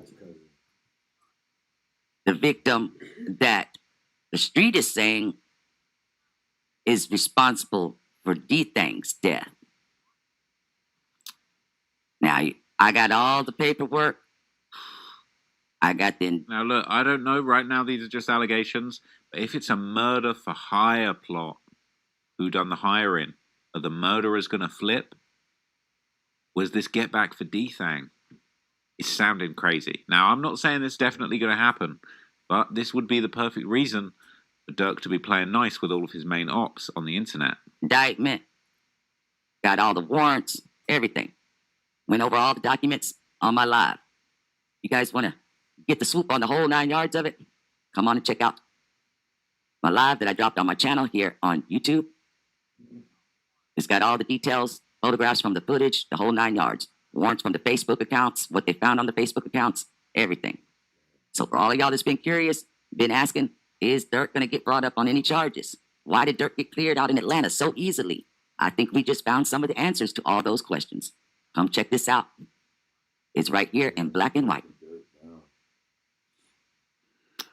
That's what's being said, man. So look, there's a whole video about it. There's a whole breakdown. I haven't had a chance to look into it yet, but this is essentially a case that's recently touched down. I'm going to be looking into this a little bit more closely. Okay. There's a lot of details. There's a lot to it. But this could be the reason. This could be why. This could be why Durk and Youngboy are trying to say nice or play nice. It's a crazy theory, crazy situation. It is pretty serious. You know what I'm saying? Look, I at the moment these are just allegations. Youngboy and Durk. Youngboy's fighting a case for guns from a situation that arose in Baton Rouge a little while ago. And a lot of people have been saying for the longest time that Durk RICO is going to drop any day. I hope that Durk hasn't done anything wrong. I don't want to say that I hope Durk's innocent or I hope Durk doesn't go away. I hope Durk hasn't truly done anything wrong. You know, I'm somebody that lives by their morals. I think people should stick to their principles, and I really hope that that's not the case. I really hope that it's all music and entertainment, like a lot of people have been saying recently. A lot of people have been saying it's entertainment, and it ain't really like that. But we shall see. It should be interesting. But the little back and forth between Durk and Youngboy seems like absolute cap to me, if I'm completely honest with you. So let's wait and see. Man, let's get back into it. Let's go to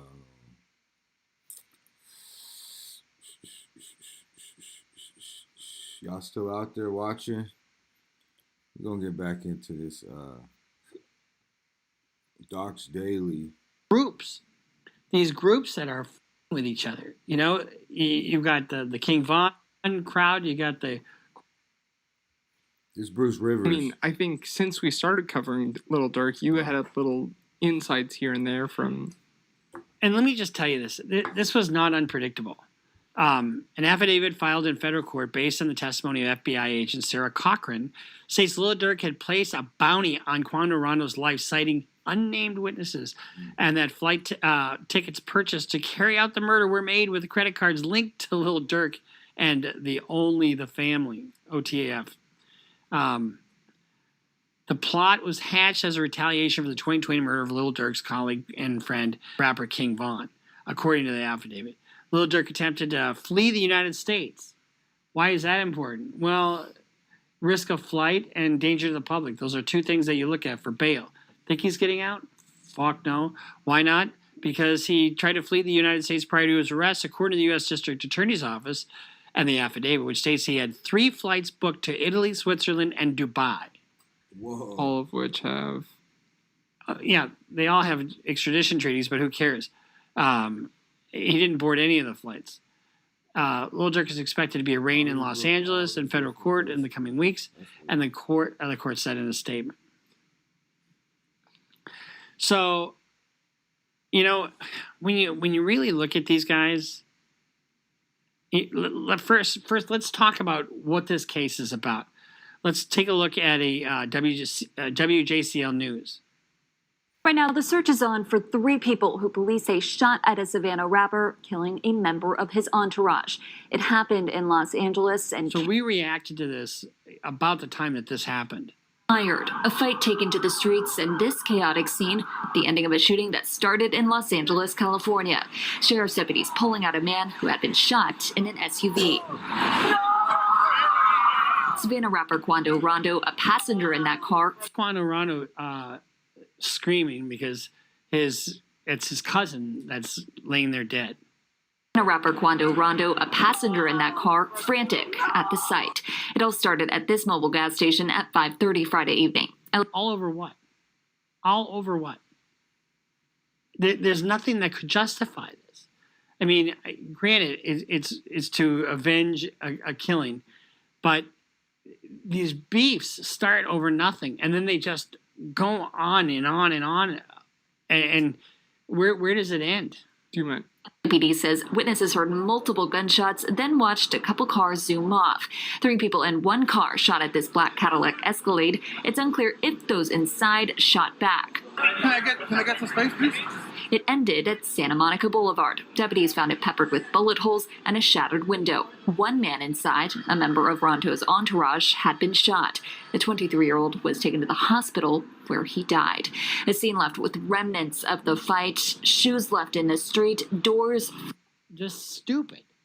I mean, guys, you're successful. You're driving an Escalade. I mean, you got money. You've got everything you need to be successful. But if the Grammys ain't going to change you, I don't know what will. Do you mind if I add a little bit? Yeah. All right. So, and obviously after this, after Vaughn, after everything, so the initial beef started between him and Youngboy. And then all of these people are tangential to Youngboy, like Quando Rondo, these Baton Rouge sort of affiliates, Lil Tim, and stuff like that. It all happened over a girl, over India, his girl. And then ex post, like all these events that had happened after King Von dying, all the fan bases, when are you going to slide for Von? When are you going to slide for Von? You know? And it's like, for him to have that compulsory instinct to just execute something like this, regardless of what consequences might come down the pipe, I don't know. I think is absolutely ridiculous. But I mean, like, even with Young Boy, it's like he's what does he do? It absolutely floors me. So Quando's response after this, and this is a good message actually. We didn't get into the music industry to make it just to stay caught up in this street shit. We all have families and communities counting on us. True. It's time to leave that all behind. We've already lost so much, and it's so heavy on my heart to forgive anyone I had issues with in the past. It's all love from me, praying for everyone. Life goes on. You know, that is the first positive message I've seen in a long, long time. There was somebody else that came out after he got out of prison. I can't remember what the name of the guy was, but he came out with another rapper, came out with a good message. Dudes, you guys got to stop. You got to stop this killing. I mean, we're going to play this little clip here. Yeah, there's a couple of different music clips after. Bitch, I'm a D-boy, do it for T-Roy. I'm on you forever, that just wrote the V-Roy. I'm with the killers forever, the children just in me, the Grammys can't... Killers in the trenches, the Grammys ain't going to change me for nothing. But you know what will? Federal prison for the rest of your natural life. You're going to get life without parole. Oh, could you explain, like a murder for hire plot, if he's like a principal in that? So on a murder it's a conspiracy case basically. Yeah. And conspiracy to commit murder is basically an agreement between two or more people and an act in furtherance of the conspiracy. Purchasing of the airline tickets is an act in furtherance of the conspiracy, taking a substantial step. You know, getting people out there and then having them do what they did. You're just as guilty of that crime as though you pulled the trigger yourself. Especially that he's orchestrating everything. I like the bitches who let me just offer them cash. The bitches who let me just offer them cash. You never gonna ask me for none. Never gonna switch. Only time I ever switch is a Glock with a motherfucking button. Only time I'm gonna switch is with a Glock with a motherfucking button. You know, do you think they're gonna try to use this in his trial? Maybe. I don't know. OTF, only the following with 4 pockets full, but we keep it 100. That shit solid. I done took loss. I done turned robbers to killers and bosses.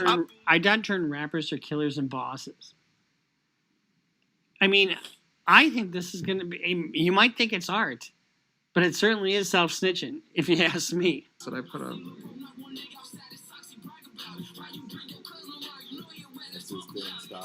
So here's a direct song where Durk. Go no auto, whatever that means.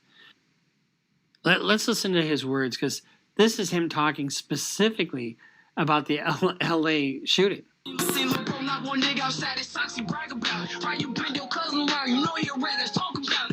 Why you bring your cousin around, you know he's a rat.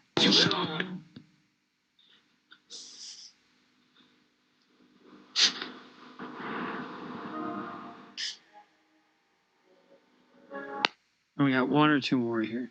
So this is at Little Durk's 30th birthday, telling him to make a wish. Hey, Smirk, make your wish, gang.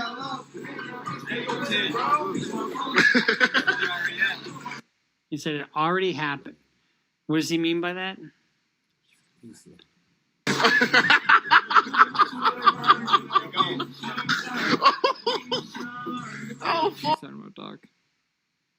In that instance, he said that was his 30th birthday. He's like, make your wish.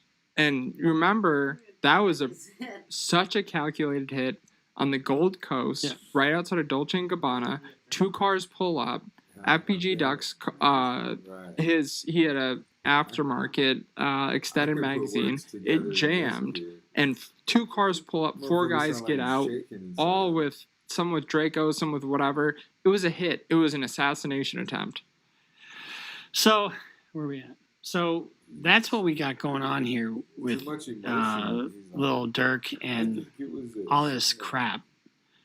He's not being. This has nothing to do with FPG Duck's murder. But I wouldn't be surprised if people start talking. You got 5 people who are going to be in custody now. Guess what? The youngest, the littlest one, the most scared is going to talk. And guess what they do? They snitch. There's one more I was trying to find. Let's go to. Wow. Was it? Now it all makes sense. Let's go back there. No, too late. You gotta put the good one on. I don't know what happened with this. Nigga outside is sexy, brag about it. Right, you bring your cousin around, you know you're ready, let's talk about it.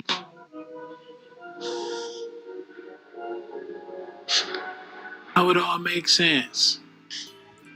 He know exactly what he is. See, when and he living listen, in his truth, man. That gotta be rough. Is it art? No, they're not. It's diss tracks.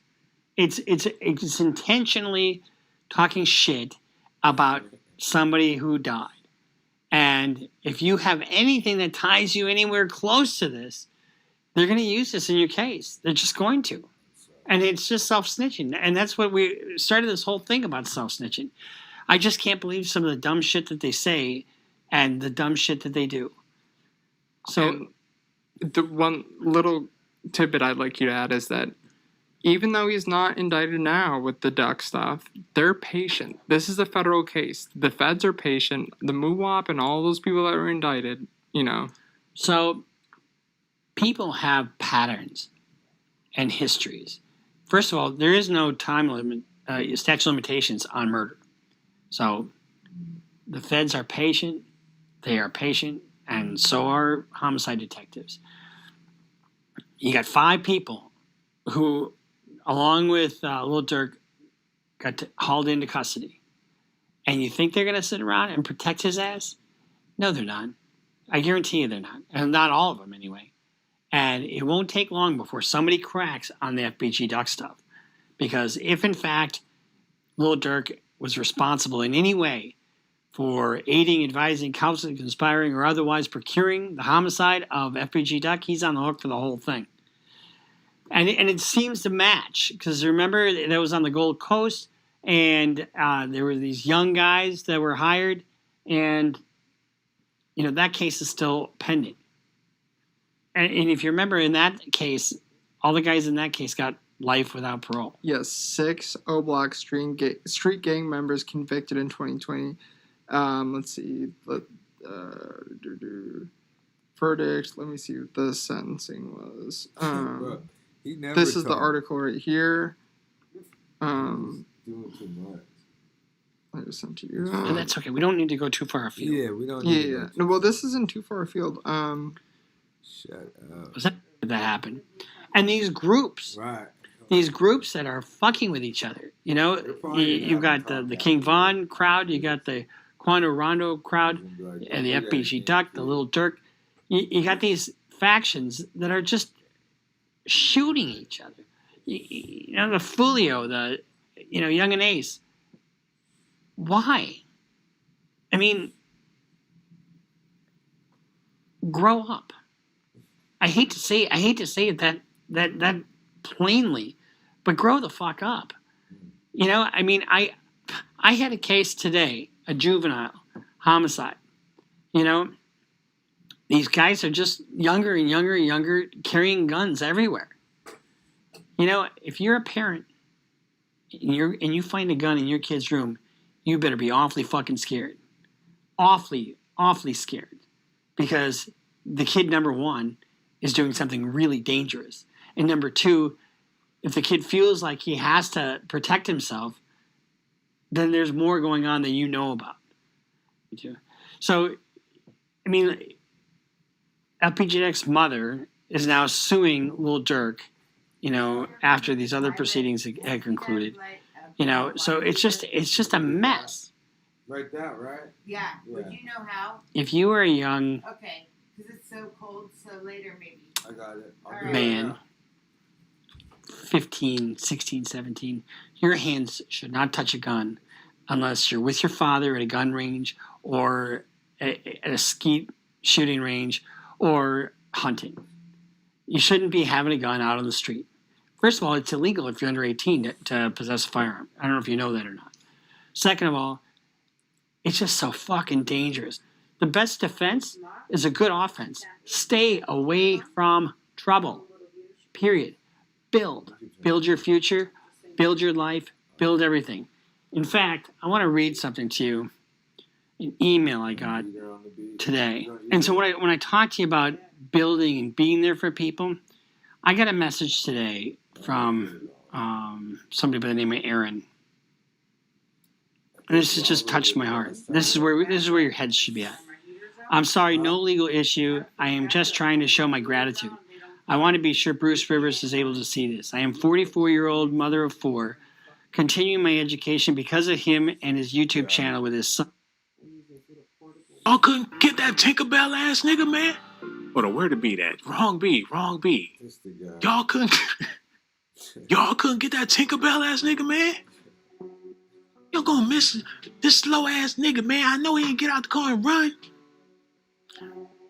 What, he was doing the Matrix or some shit? Why y'all couldn't get that nigga, man? Paid y'all all that money, he's still breathing. Nigga can't even take out a crack baby. A crack baby, man. You got bad aim.